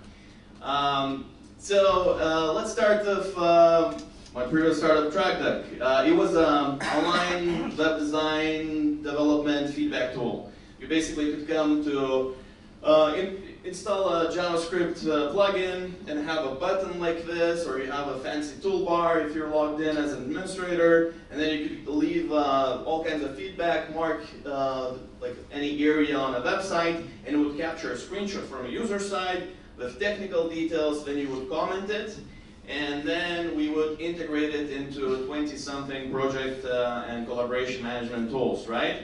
So for customer, they're happy because they don't need to write long emails, come to the website, click, I don't like this. The developer's happy because after reading I don't like this, he understands what is the issue, where it is, because they get the screenshot, they get the technical details, and they get it in their project management system like Jira, so we don't have to copy the stupid comment from a customer. Then they can show it then to designer. It's easier to hand off a task to designer. It's then easy to hand off from designer to developer for development. Everyone is happy, right? We started this project, and I think for the first year we didn't generate any revenue because we didn't really try to sell. We were basically going to some agencies we knew were all my co-founders. Were going to freelancers and hey, just try this, please. Try this, give us some feedback. And sometimes they would try us, and sometimes they would give us feedback. What do you think, it was a good idea or a bad idea? Bad? I was not very confident bad. Too many opinions. Too many opinions. Okay, opinions may be good. Any opinions? It was really bad idea. It's really shitty not to get paid for a year, guys. It's really, really bad. It's really bad. I don't know what's so confusing about it. It's really shitty. Don't do shit for free. Get paid. It's a really bad idea not to get paid. Thank you. Thank you. Yeah. Not only that it's bad not to get paid, you don't get quality feedback. You get feedback and a lot of opinions from random people that are not your core audience, right? Then if you don't get quality feedback, you don't know what to develop next, right? So you're basically, what you're doing is not getting feedback, you're confusing yourself more with free stuff. So this is, if there is one thing I want you guys to take away when I remember my first year of really doing a startup, is don't do stuff for free, okay? Get paid. Now, let's get back to this a little bit. So, after a year, we started thinking, okay, look, how do we make this worthwhile? You know, like how do we make some money? By the way, this chart is from, I didn't put in the link, or maybe it is somewhere. It's from .9 Capital. It's one of the leading B2B SaaS investors in Europe. Highly recommend to follow their blog and actually look this up in their blog. And basically what they're saying from this chart, just to break it down in the super simple terms, if you're going to be selling for small amount of money, if your one customer is generating you small amount of mice, represents a few dollars, cents maybe, you need millions or thousands of them to make your business work, right? And it's one set of challenges to serve these thousands of customers and be able to support them and so on.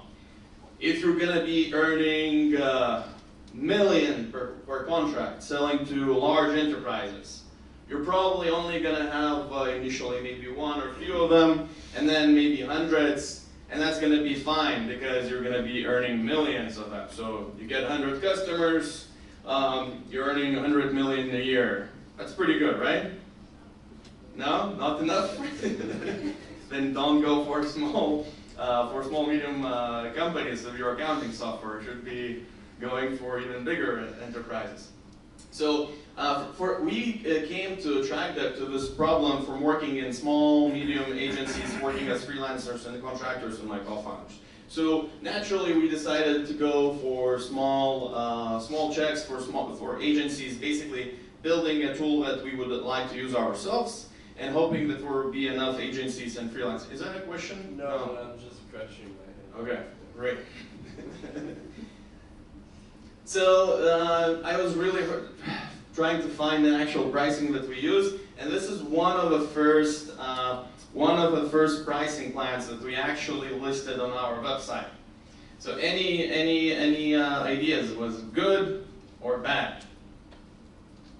Express the free call. Sorry, sir? Express the free call. Yes, yes, you're getting my message. Yes, initially we started with a freemium model where we would have this free forever, one project, and we would even go into all these details explaining what is included in this one free project.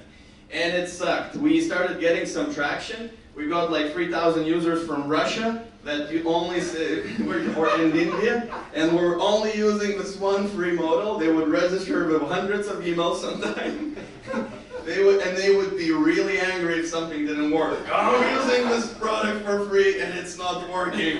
Please fix it ASAP. I want it to work perfectly for free. It was a bad idea. What else is bad here? Too many options. Too many options, too much complexity for the customer. We thought, oh, we're going to list all the features that may be relevant for an agency because they're clearly very interested to read for hours before signing up for a feedback tool.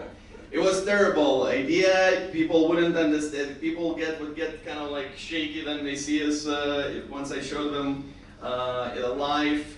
It was really, really bad. Oh, and I can clearly see that was not the first version because we even had the 30-day trial after you use your free plan for as long as you want. You can switch to a 30-day trial to actually before you go finally to a paid plan. Terrible idea. So naturally, what we started doing is cutting this, and I think I have a latest version, one of the latest versions later. We ended up cutting our trial to even 7 days sometimes, and cut the freemium plan, which was hard. My recommendation, just don't be afraid to charge more, make a decent plan, make it simple, start charging from day one. It's just gonna make your life easier. Yeah, and then I just want to underline this other thing. So we started finally charging, we started getting paid, we're getting more customers, and we're like, oh, but how do we grow faster? Let's make a discount on our shitty software for people that don't want to use it. Let's give them it for 1 year for free. Was this campaign successful?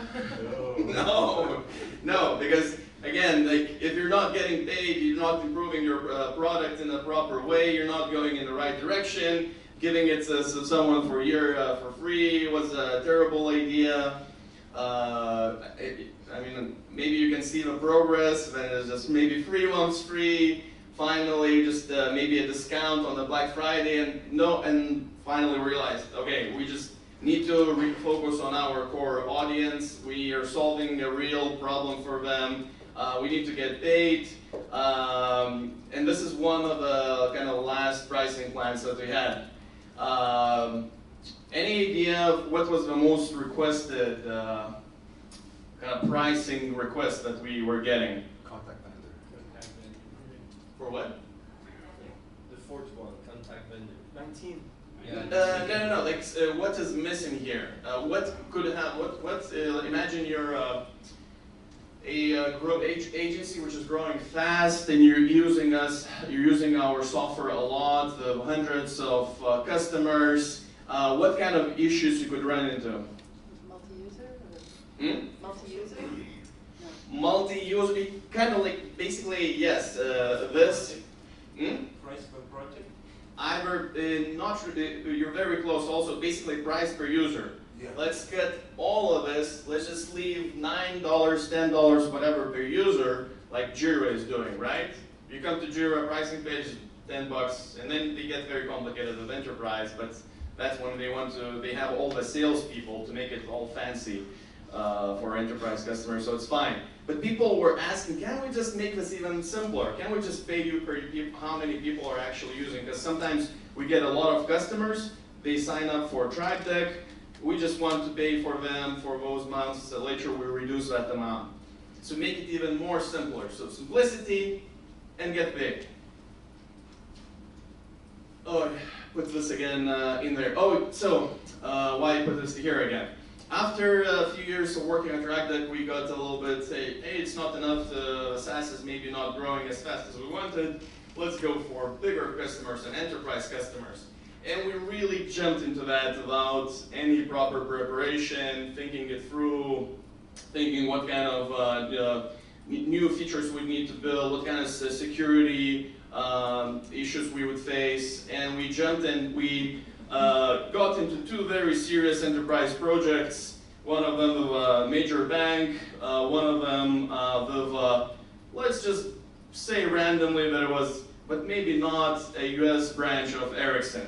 And which asked us to build a whole shitload of things, and then the project manager from maybe Ericsson in US decided, oh, I can really kind of like save a big chunk of my budget for this project if I just don't pay this vendor and say their software is working too slow. And they never paid them, so after 1 year of software development. So there's all kinds of issues and risks going into enterprise. If you start from small mice and you go straight, decide to go to the elephants and the whales, be very careful and think everything through, because you're getting in a totally deep waters into a different kind of thing. And vice versa. So if you're building a big enterprise software and suddenly you think, oh, everyone in the world is gonna want to use our product of self-service plan, maybe not worth investing millions of dollars and years in development. Let's maybe try an MVP first. Oh yeah, this is about our jump from SMB to enterprise, where we almost flopped and almost died. Oh yeah, so this is Eddie Travels. This is my current startup. And we built this basically chatbot on chat apps where you can search flights and hotels. And it's can someone click on this? It should just show you for understanding how it works. Is there a part you can click on it? Oh. It's not live demo, it's a video. Oh, sorry. It's usually just. Do my thing. Oh, wait.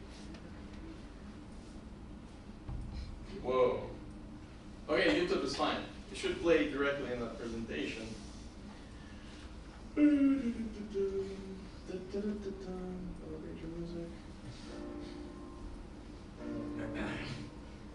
Oh, this is wrong video. Okay, get this. Well, you get the idea. You type in the chat app and you get flight or hotel suggestion and so on. So we're providing the service for free to all people already using Messenger and Telegram already. But we have learned the lesson, we want to get paid. So how we are getting paid right now is our first model is kind of affiliate model. This chart is not exactly for how it works, but I was in a hurry. So the idea is that we're kind of like a publisher. We get a customer coming to us, checking our content from a merchant. So for flights, let's say we show flights from some airline which is listed on our partner. So the airline pays our partner, and then we get paid for showing the flight to the customer. Pretty straightforward business model. And this is one of the APIs that are plugged into Eddie Travels, from which we get some of, I think this is one of the flights APIs. So is this good or bad? It's growing. It's pretty good. It's growing. It's growing. Not stable. So is it good or bad? I want conclusions. So let's make some. 10% conversion. Yes.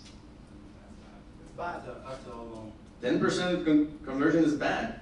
I guess that should be bad, because that sounds like unstable, and 10% of conversion, I don't know what is the product, but for me it would be a nightmare. Okay. Seems pretty good. So just curious, so the conversion number of people clicking on the website to signing up, is that the conversion? No, so this is actual traffic, and we from this one partner, from this one API, we get paid. Then they click on the products that we're showing, right? 10% is good. So from a single partner. So okay, so yes, so actually the conversion rate is good. Instability is actually natural for this kind of because it's cyclical. On weekends maybe something doesn't work, but we can separate few parts of this. There's this chunk, and there's a lot more instability here. A little spike that just recently happened after one of the updates that we published. In general, this chart is kind of okay, and you can even maybe show it to someone and say, oh yeah, 10% is okay. But the problem here is that for this specific API, we're only getting paid for clicks. And for clicks, you don't get much money, so you're getting cents for this. So while the conversion rate is good, you're actually getting some traffic here. The problem is that this business model is shitty because we're not getting enough money. And after looking at the pure affiliate model, we basically have now to choose if we become more like a travel agent, like this guy would be on some brochures, and actually own the full life cycle of a customer, sell them the tickets, give them the tickets, take the money, provide support, and the other thing that we can do is white label. White label our technology, white label our chatbot stuff. Which one is better? Which one we should do? Both. Nice. Maybe you've heard something. He sits in the same office. We sit in the same office. But it's more a question for the participants. So which one you would do? So we are actually kind of doing both. So and not even both, but we're keeping the affiliate model for some parts. We're looking on becoming kind of like a travel agency for our parts where we can get more revenue.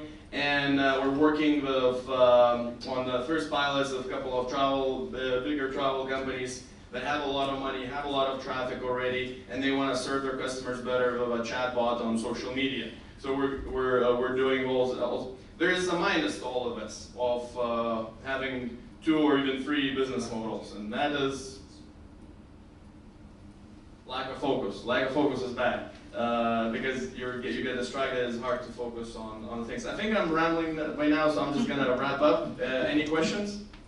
What if you were to get different people to run each model, revenue model?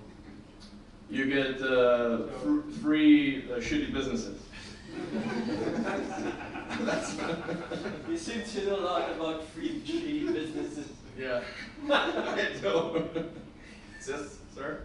Yeah, so is it chatbot AI enabled? We have our own custom machine learning and deep learning for language processing, so we could understand what users are saying, and we're working now on more personalization options. So I noticed that you were able to deploy the chatbot on various platforms like Yeah. WhatsApp and all these things. So did you use a certain provider like Google, Google platform, Amazon platform to build a chatbot, or is it just that in-house? No, this is, we actually, so for, another thing, just to get started quickly, always use off-the-shelf stuff. Don't build it from scratch. But once you identify the core problem, or whatever you need to be, you have to own some kind of technology. You have to identify the core technology if you're a technology startup. So our core thing is our own custom built NLP setup, so we could process complicated travel sentences with multiple dates and airport codes and everything in a sentence. So this is the main thing that people, the bigger travel companies like and that want to white label. One last question, sorry. How much does it cost you to build from ground up with this platform? Just 2 or 3 really good engineers working for like half a year. So the graph you had with the mouse and the whale in it, what if it's sort of very difficult to start off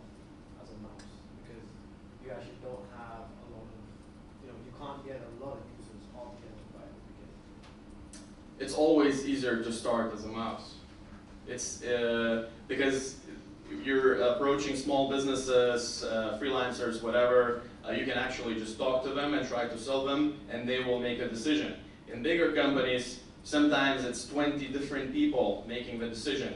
The sales cycle can last for years, right? So it's always harder to go for enterprise. It's always easier to start with a mouse, but both have their other minuses and pluses. Okay, one more question. You mentioned that you had customers who were not paying, like around 3,000. Were you able to convert any of these customers to actually get paid for it? Yeah, after we told them you either pay or leave, that's it, we're blocking your projects. And yeah, it was like, no, it wasn't, we made it a lot nicer than I just said it right now. So we made a transition timeline of like 6 months or even longer. We offered them discounts to buy these cheap plans that we had anyway, and so on and so on. So yeah, we actually managed to convert some of them, not a big part though, not a big chunk.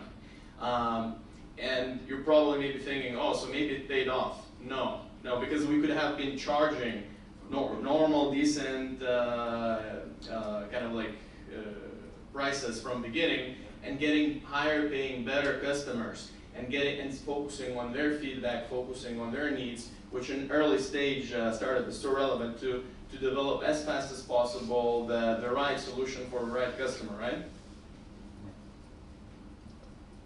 So out of all those 5 models, which one would you say is the best increment? Like once you reach $100 million? There's no best model. You have to learn from my mistakes, hopefully, and pick one which you think is the best for you, for your situation, for your company. Thank you very much. Are you ready to go out there? Yes, I am.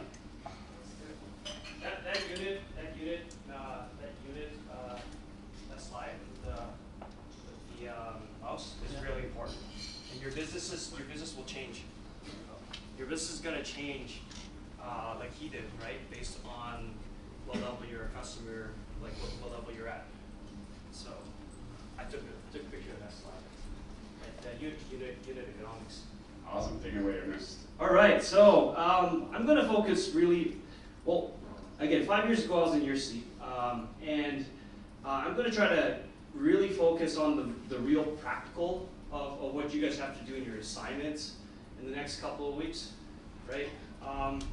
And before we start that, do you guys have who here has a background in sales?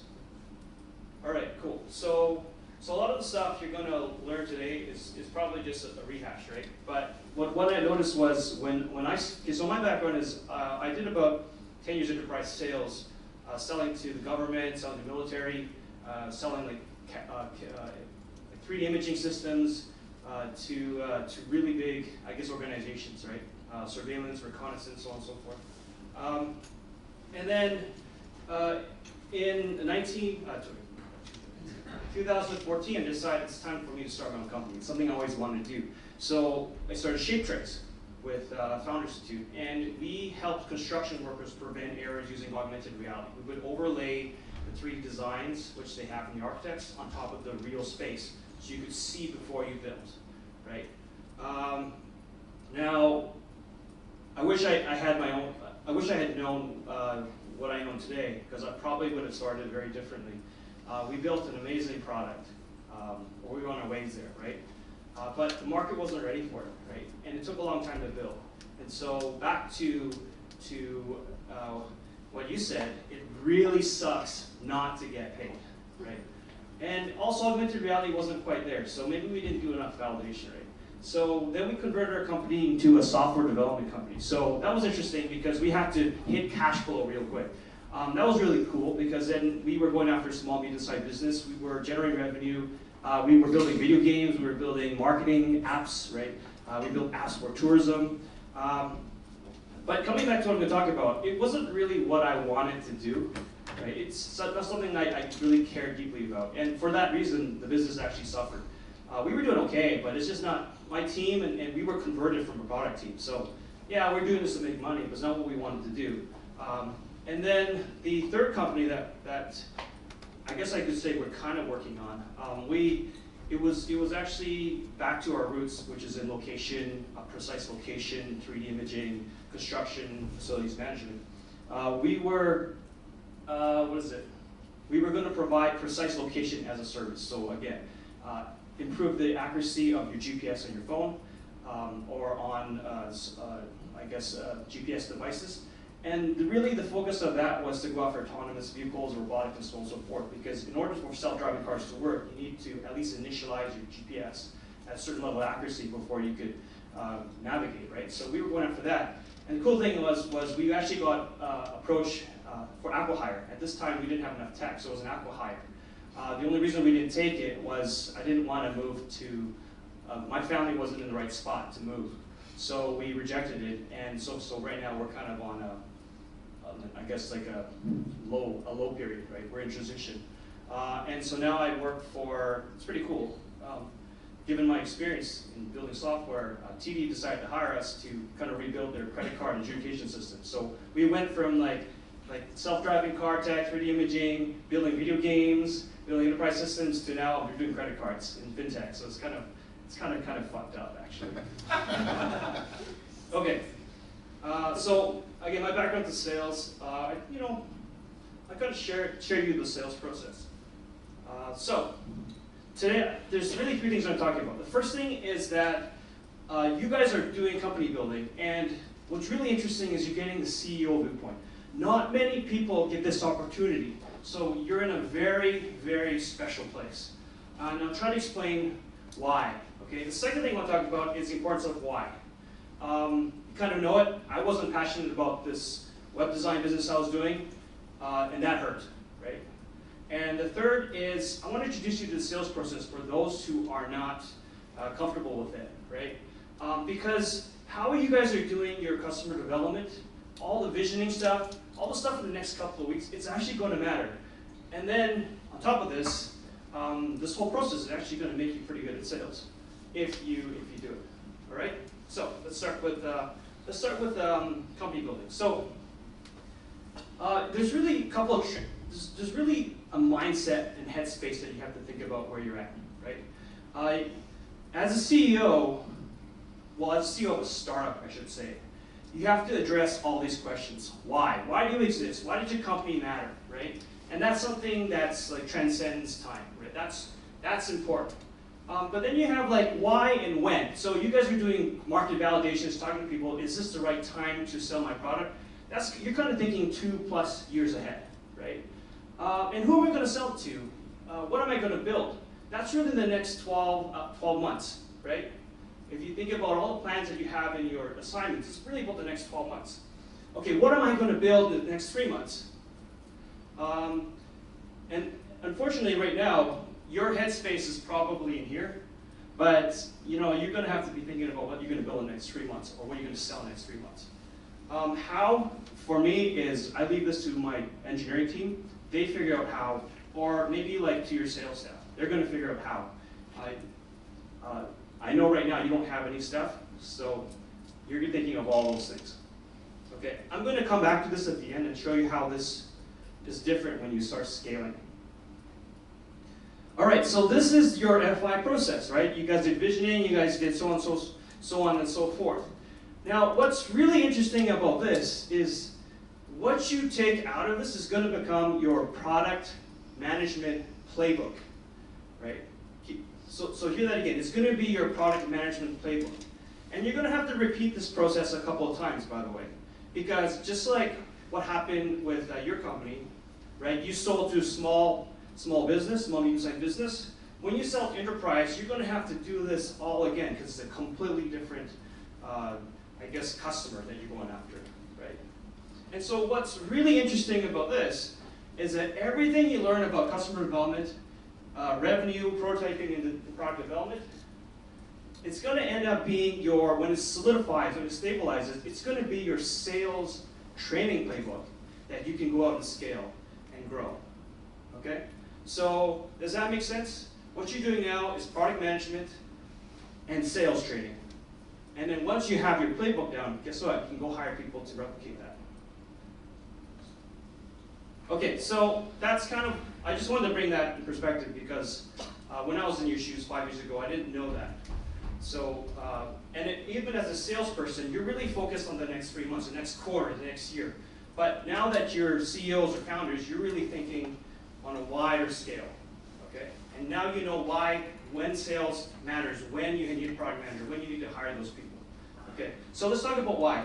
Why is your big transformational purpose? So you can think of, what's a good company, like Tesla, right? What's Tesla's big transformational purpose? They want to accelerate the world towards sustainable energy, right? And everything they do, you can see in all their actions is based upon why, right? Why is going to be why people join you. It's going to be the reason why they're going to take the pay cut to join your stupid startup, right? And it's going to be hope when times are tough. And believe me, times are fucking tough most of the time, all right? And it's going to be a motivator for your salespeople. You think salespeople are there to like, oh, you know, they're just going to make the sale for you. They can sell anything. But what's going to make them awesome, and the ones that you want, are the ones who believe in your why. So that visioning stuff that you've been doing a couple of weeks, that's really important, right? It doesn't seem like it, but it is. It's why they're going to take a shitty pay cut to join you. Now, great. Why is great. But back to what you said, for starters, there's only 3 things that matter: product, sales, and speed. And you have to focus on the fastest route to cash flow. And this is different implications. It means that your product has to be the simplest product you can build, right? The easiest one, the least R&D. I think you mentioned that. The least R&D you can do, but you have to start selling. Your company is going to live off of cash flow. It's going to live or die based on cash flow. Kind of what you said in your business, right? It's true. We've been there. It sucks when you don't get paid for a couple months. So you have to get the cash flow fast. Now, I get it. There are some companies out there who can raise a bunch of money and build a product for a long time. But in reality, that's very rare. By the way, most VCs, investors, will judge you based on how much your cash flow is going to be growing. And they can like make predictable, I guess, measures on how much money you're going to make in the future, right? So for me, it's focused on the fastest route to cash flow. By the way, I have a very I'm biased towards a lot of B2B stuff here. So just keep that in mind. And then this is something that Michael and Richard Hyatt told me. I'm not sure if you know Blue Cats Network. I think they're mentors here. I'm not sure if Michael came. But he taught me this the first time I met him. He said, fall in love with the problem. Right? Become obsessed. Because when you're in love with somebody or something, you're obsessed, you're passionate. You think about it all the time. You can't think, nothing else comes to your mind, and you're passionate about it. And this is really important because in order for you to get down to understanding what your customer's problem is, you have to become obsessed with this. It's all you think about 24/7, right? I think when they say entrepreneurs never shut off, it doesn't necessarily mean that you don't have like a 9 to 5 or 9 to 6. It just means that you're completely thinking about this the whole time. So essentially, you are working the whole time. Like you'll be at a restaurant or at your kids' practice, and you'll be like jotting down notes about your business. Right? And you got nothing else to talk about with your wife sometimes because you're just thinking about the business, right? So this is something that Richard and Michael Hyatt taught me. I'd like to pass that on to you. Fall in love with the problem. And they're multi-millionaires, so I think they have something there. And then this is something that they also taught me. This is what your solution should be. It should be medicine. It should not be vitamins, right? It should be top 3 on your purchase list, on your customer's purchase list. If it's not top 3, it's not a must-have, it's a nice-to-have. You must have heard that before. Now, it has to be 10 times better than the current solution. Now, do you know why it's 10 times and not like 5 times? It's because businesses or even enterprise don't switch to anything else if it's not more than 3 or 4 times better than the current solution. Even that's like their gray area. If it's 10 times better, they'll at least consider you, right? So it has to be 10 times better than the current solution. Doesn't mean by price, it could mean better user experience, it could be ROI in terms of businesses. I'm not going to return you, you put in this much, I'm going to return you 10 times, right? So that's really important. And again, I can't stress enough, like fastest route to sales. Focus on cash flow when you're building the simplest product, at least at this stage, right? So true story, we spent about 2 years building out our augmented reality solution. We had patents, we had so on and so forth, right? But freak, it took 2 years to build this shit, right? And it was not fun. Okay, so then let's switch gears again, and I want to talk about the sales process.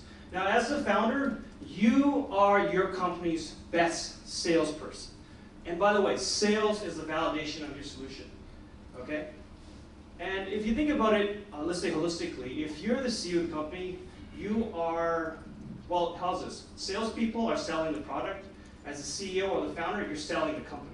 What else are you doing when you talk to investors or try to make a big deal? You're really selling the vision of your company. Like, you know, your shitty startup right now, I call them all shitty, by the way. Like, you got nothing to offer. You have nothing, you have no reputation, you have no track record, you're selling the vision. So you have to become awesome at this process. And this is the sales process. You guys recognize this, right? You have a prospect, right? And you have this, you have leads, you need to contact them, you qualify them, make sure they fit within your, I guess you guys did your customer personas last week, right? Do they fit within that persona, right? And then you start qualifying, yes, you give them their proposal, there's your solution, and then it's negotiation. It's negotiation, you close the sale, actually I say you ordered and you closed. Sometimes, depending on, I'll address this later, they may have ordered the solution, but could be legal issues, regulatory issues, they may not actually give you the money. Or they say, yeah, I want it, here's the order, and they don't pay you. Well, is that really closed? Well, guess what? Cash flow issues, it's gonna fucking suck. Okay, so prospecting. This is like the idea of reaching out. I know a lot of you guys now are reaching out to like unknown people, cold calling, right? Now, I would say prospect at the highest level. If you can get to the CEO level, great. That is the prospect at the highest level. You know why? It's because they will refer you down if you have a really compelling story. The CEO doesn't have time for you, but they might know somebody who would be interested. And guess what? When the referral comes down from the boss saying, hey, Julie, go talk to Ernest over here about this, you're gonna get that freaking reply next day. Whereas if you try yourself, you might be emailing 3 or 4 times every, I should say once a week. Don't do 3 or 4 times. But you'd be keeping going. You'd be doing this, you know, for like a month before you get a real response. Okay. So start at the highest level and do your fucking homework on your contact and company. The easiest thing is just to look on LinkedIn and figure out everything you can. Do they have news articles about them? Do your research on your contact and their company. And then, by the way, here's something interesting. Ask for a sale, you get advice. But if you ask for advice, you get a sale. This works the same thing for investors, by the way. What? Is that what it is? It's so true though, right? After you get advice, ask for advice. I didn't know that was from Pitbull, but it's so true, right? And then if you can, you should be able to do all your, even your customer development questions that you have right now that you have for your assignment. You ask for 20 minutes because most people have 20 minutes. 20 minutes turns into half an hour. And your objective, by the way, is to get another 20 minutes to get the other side if you have more questions. Okay. So this is what I have for prospecting. I have an example here of an email that you write. Like, it's just real quick. I wrote this real quick. You can probably pick it apart, but for the most part, it works. It's just like, hey, I'm interested. I know something about you. I'm interested in what you do. We do this very quickly, and I think we can help. Do you have 20 minutes, right? Okay. I can send out this slide to you guys later. And by the way, this is how you're going to get prospects now. But you guys are growth hackers. You guys know about growth hacking, right? Email marketing. This type of email template that you've just created now, today or tomorrow, could be used as part of your growth hack, I guess, playbook later on. Right? Instead of sending one out to every CEO, you could have a list and send out to 50 CEOs, for example. Right? So I'm trying to prep you guys for scale. This is something that's important. Okay, so you get the meeting. Awesome. You get the phone call. By the way, if you can get the meeting in person, amazing. Right? If you can get to meet the person, it's always better to meet person. If you can get the phone call, that's okay. Email, chat, but try to get the meeting. But if you get the meeting, just remember this. All things unequal, people still do business with their friends. Right? Does that make sense? Yes. So become a friend, genuinely try to be interested, genuinely strike up a friendship. And then one way to do it is you get to learn about them because people love to talk about themselves. All right. So it's really important. Oh, by the way, another reason why this is important is when you produce or you show off your shitty product to them, they're going to think it's shitty, but because of your relationship, they're going to stick around. Be like, all right, your product was pretty shitty, but I like you, and I'm going to take a chance on you next time, right? So it's really important to establish your relationship with them. And by the way, I know right now it's awkward for some of you to talk to some of these people, right? And I do have some icebreakers. Something that just generally works is, if you're in a room with them, you're in a meeting, you're like, what are you going to say? It's like, hey, how'd you get involved in this industry? And you let them tell their story, and from there, more questions come up, right? By the way, you only have 20 minutes, so make sure you do this real quick, right? Okay, so then you're getting into, you want to ask them questions, right? You right now are doing customer development. You want to know more about their business. Well, 80% of your time should be listening. 20% should be asking questions. And I know that we practiced 1-minute pitches today, but in reality, you want to get them talking as soon as possible. So you got to get your 5-second pitch, right? Your one-liner, pretty good. Like, hey, we help construction workers prevent errors, but I really want to know more about, I want to make sure that what I'm building is really viable. Since you're the expert, can you answer questions for me, right? Can you tell me more about your experience? Okay, so I'm trying to get them talking real quick. All right, so about the current situation, you have to understand what they're going through right now. So who touches their current solution? What are they doing? Who are all the people you have to get involved with? And I always say walk a mile in their shoes. Identify all the challenges, but also identify their advantages, because you want to keep what they're doing good and maybe throw out or change what they're doing bad. Get out of the office, do field work, get out there. There's a lot that you can learn, I'm sure it's part of design thinking, when you actually observe people in their natural habitat or in their work habitat. It's like, what is it when you observe people? Anthropology, right? You're actually going out there and figuring out what's going on. Job shadow them if you can. And then understand their planning process. So you brought this up very interesting about enterprise. Selling to enterprise is like selling to Congress. What does that mean? There's an executive office you have to say yes to. There's the middle managers, right? There's the actual users themselves, and there's actual legal implications too. So remember that you're not selling to one person, you're selling to 4, and they all have to agree, which is why it takes so fucking long to get a sale done in enterprise, right? So I just wanted to bring that up. Now, you also want to understand how much they're paying for their situation, like for their current solution, I should say, and if they like it. Maybe the innovation is, you know what, we pay this monthly, this annual fee all the time, and I hate it, right? And you can go back and say, well, what if you did monthly for this price? That you can start asking those questions, right? So understand how they're currently paying for stuff. By the way, if you have any questions, just put your hand up. And something I learned is that people don't know what they want, but they certainly can tell you what they don't like, right? So you can't be like, what do you want? They don't ever know. But you can be like, okay, they can tell you at least their problems. What's up, Jack? Yeah, so one question I have, I'm assuming that the sales cycle goes up compared to the price and the size of the company, right?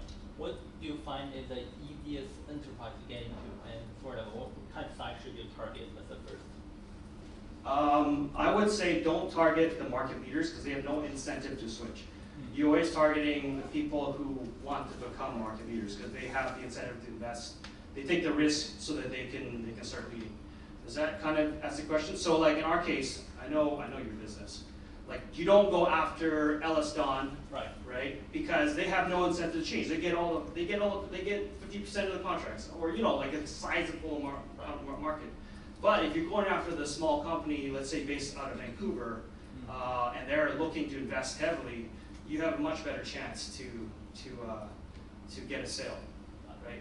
And the sales cycles could be shorter too. Might not be as many people to say yes to.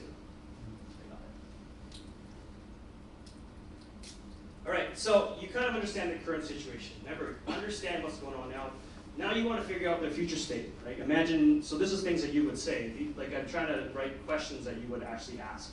So imagine 6 months from now, what would you like to see? And get them to kind of describe that situation. And while you're doing that, you can figure out what barriers you have, right? What steps would have to happen for you to get there in 6 months? So it could be regulatory, right? In that case, you have to figure out, oh, do you have to sign up for this? Wait 3 months to get a permit before you can sell them, and so on and so forth, right? Maybe they have a budget cycle that you don't know about. Maybe their year end is October, so they can't buy anything until November, right? So try to figure this out. Any questions? And pricing. Oh, yeah, go ahead. I was just going to ask, so something that I've noticed that I think I will be struggling with in the near future, if not now, is doing business and sales internationally. And I know there's different business practices all around, and there's really nowhere I could learn how to do sales in different countries other than just me taking a course on that particular place, right? So is there anything for founders that are doing things that are global kind of oriented to do it more better? So the interesting thing about like Sunil and this network, if you want to learn to do business globally, there's people who do it, right? So I actually came from global sales. So depending on which country you're talking about, I would know how to do sales. Like, funny enough, I did a lot of sales in Brazil. So I know in general how to sell at least systems at my level to them. Use your network, because there's people around here, maybe even mentors who have done sales globally, right? The process generally would be the same in general, just the nuance, yeah, you're right, cultural nuances will come into play. But you can talk to mentors who will be able to help you there, right? I don't think you necessarily need to, like you're trying to, you may need, let's say, I don't want to get into deep into this, but like if it's really complicated, you may hire channel managers or like agents in other countries to help you make that sale, right? But I'm not sure at this point you want to do that yet. All right, and then most importantly, you got to figure out what their payout is. Like, what does it mean to their company if you could provide that future state, right? And then don't forget, you have to know what it means to that person personally. Maybe he just wants, maybe he or she wants to go home and they can see their kids. So they have the solution; they could see their kids, right? And that's something that you really can't ask if you don't have a good relationship, right? So, like, you think about all these questions I'm asking about revenue and stuff like that. That's secret stuff. So you have to make sure that you're trusted before you can start asking all these really deep questions about their business, right? Especially like payout. What does it mean to you, man? Like who the fuck are you? Why would I tell you that, right? But if you have a relationship, they'll be like, hey, you know what? I'm trying to grow this division to 200 million, right? And I need help doing that. So nobody's going to tell you that if you don't have a relationship with them. All right, you know the current situation, you know the possible future, and now you have to figure out what that gap is. How are you going to go from where they're at now to the future? And I gotta have this script here that you could ask them just to summarize. Hey man, are you guys, okay, so from what I understand, you guys are right here right now, and so on and so forth, and you want to be there. And in order for us to get there, we have all these steps to do. And your company prefers to pay like this, and you're basically validating everything that you've learned. Right? So right now you guys are doing customer development, you're kind of summarizing and making sure that what you've learned is true. And in here they'll be like, no, that's not how it works. But the idea is that you're getting validation that way, right? And one thing that I can't stress enough is when you're asking questions, always confirm. Like, did I get that right? Is that really what you want? Is there anything else? And the yes and no questions that you get is going to tell you actually a lot about about their company. It's like, no, that's not how it works. It's like, yeah, that's how it works, and we want this too. Okay? And then, by the way, making these trial closes, what I call these, makes asking for a sale order much easier.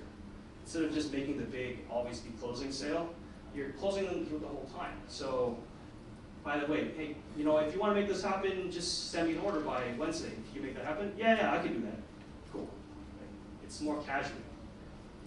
And so, how do you introduce your solution? Well, it's really about feature benefit, right? So if I were SpaceX, right, I have a reusable rocket as my feature.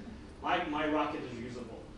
My benefit is that you can fly your rocket at 10 times cheaper than, well, we charge 100 million versus 1 billion.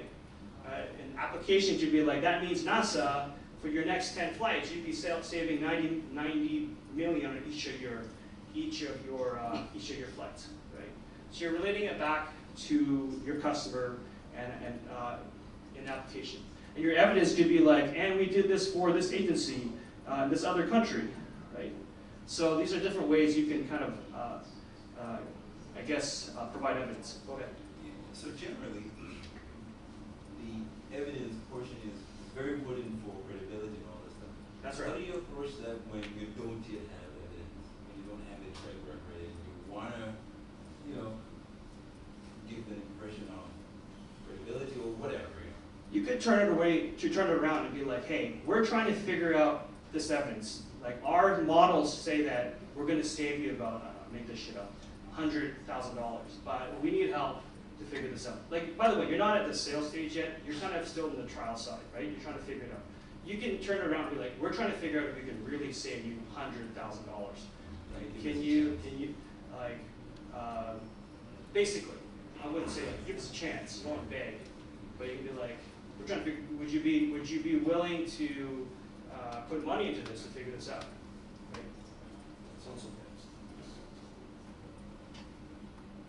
All right, and so when you're providing a solution, I know is this dry, by the way? Maybe a little bit dry.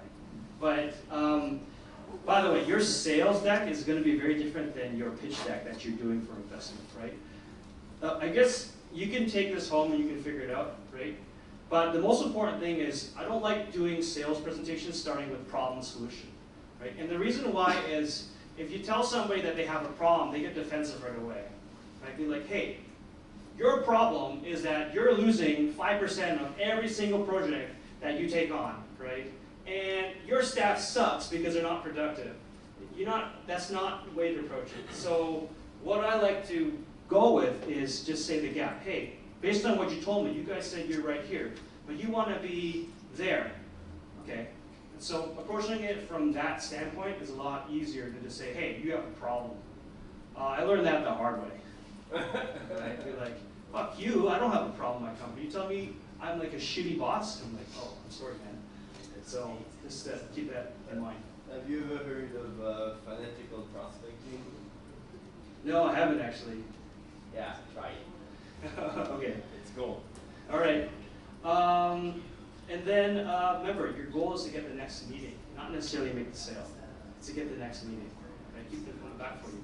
Now, people are going to be like, you're going to be talking about pricing. I think it's a lot easier to be value-based.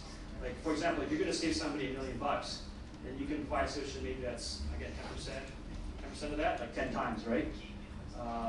Be value-based, because you are not your own customer, if that makes sense. And then back to what he said, get paid. Make sure you have a down payment, right? Don't do shit for free. It sucks. It really does.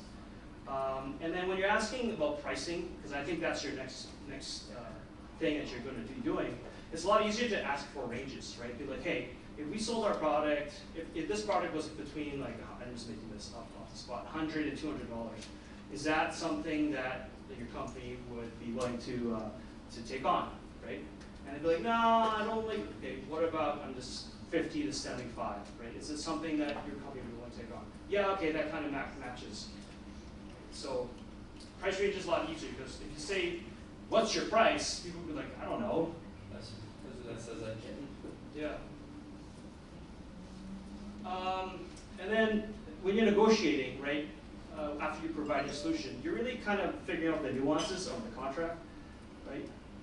5 minutes? All right, I'll be done in 5. It's pretty close. You have to acknowledge it. Be like, hey man, your price is kind of expensive. Be like, I can understand that, it might seem expensive. And then you kind of have to go back to your evidence. Be like, you never say but, because but makes people defensive, right?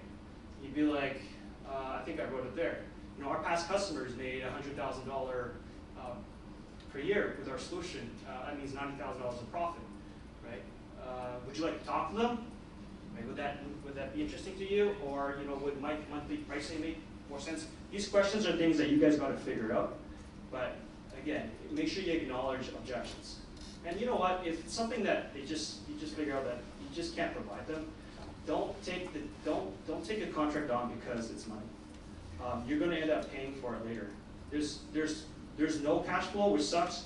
But it also really sucks when you take on a contract where you're absolutely making no money, right? So don't do that. So don't be free and don't be cheap.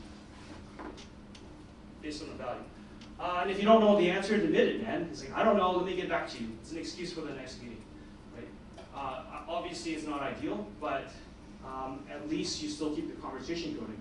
And don't lie, because you can smell that from far, okay?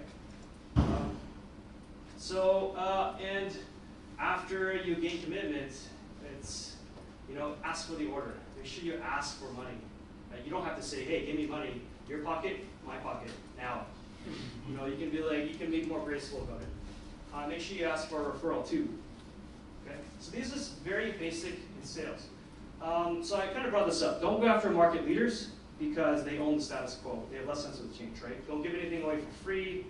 And again, you're going to redo this whole company building process and sales process again when you address a bigger market. Okay, so your product market fit changes when you scale. I didn't know that the first time. And by the way, use this sales process with investors. If you think about it, it's kind of the same thing. Right? You're prospecting them, you provide some solution, and then you negotiate over time. Right? The difference is your company is the product. And then talk to investors when you're starting to grow. So I want to talk about growth, and I'll be quick. When your sales process, your timelines and pricing kind of become predictable, these are the hints of it. That means that, okay, when you're able to make predictions about your future, then you can start estimating and forecasting. I know one of your exercises is exactly this, right? Forecasting the future. Well, if I know that if I sold, it takes me in 1 month, you can probably sell 3, right? And there was 3 of you can kind of do the multiple. Well, if I had 3 of me, I can maybe sell 9 now, right? And just build it up that way, and so on and so forth. Now, part of, I guess, your sales drivers that you might not know was, this is just kind of a rule of thumb. A third should come from email marketing, a third should come from marketing, a third should come from your direct sales, right? And so just some rough numbers on conversions, right? So when you do growth hacking, you're only converting about 7 to 10% to leads, and so on and so forth, okay? I don't want to go over this with 5 minutes, but if you want to talk about it, I'd be happy to share some of these numbers with you, okay?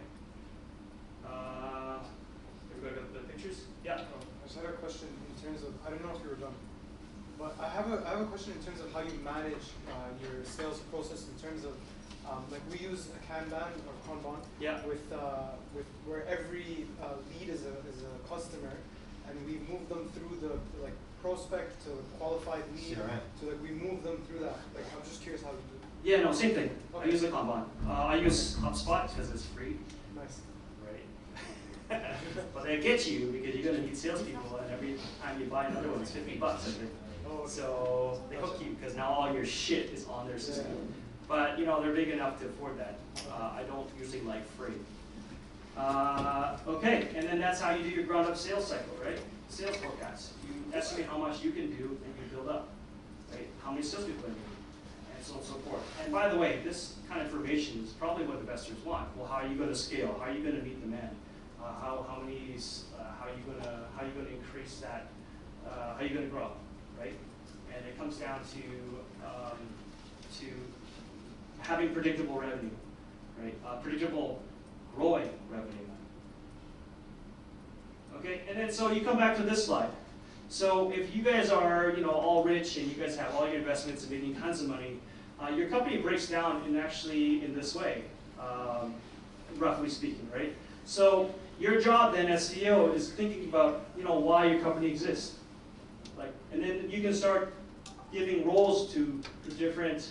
You've probably seen some of these titles and what each of their responsibilities in terms of their headspace becomes, right?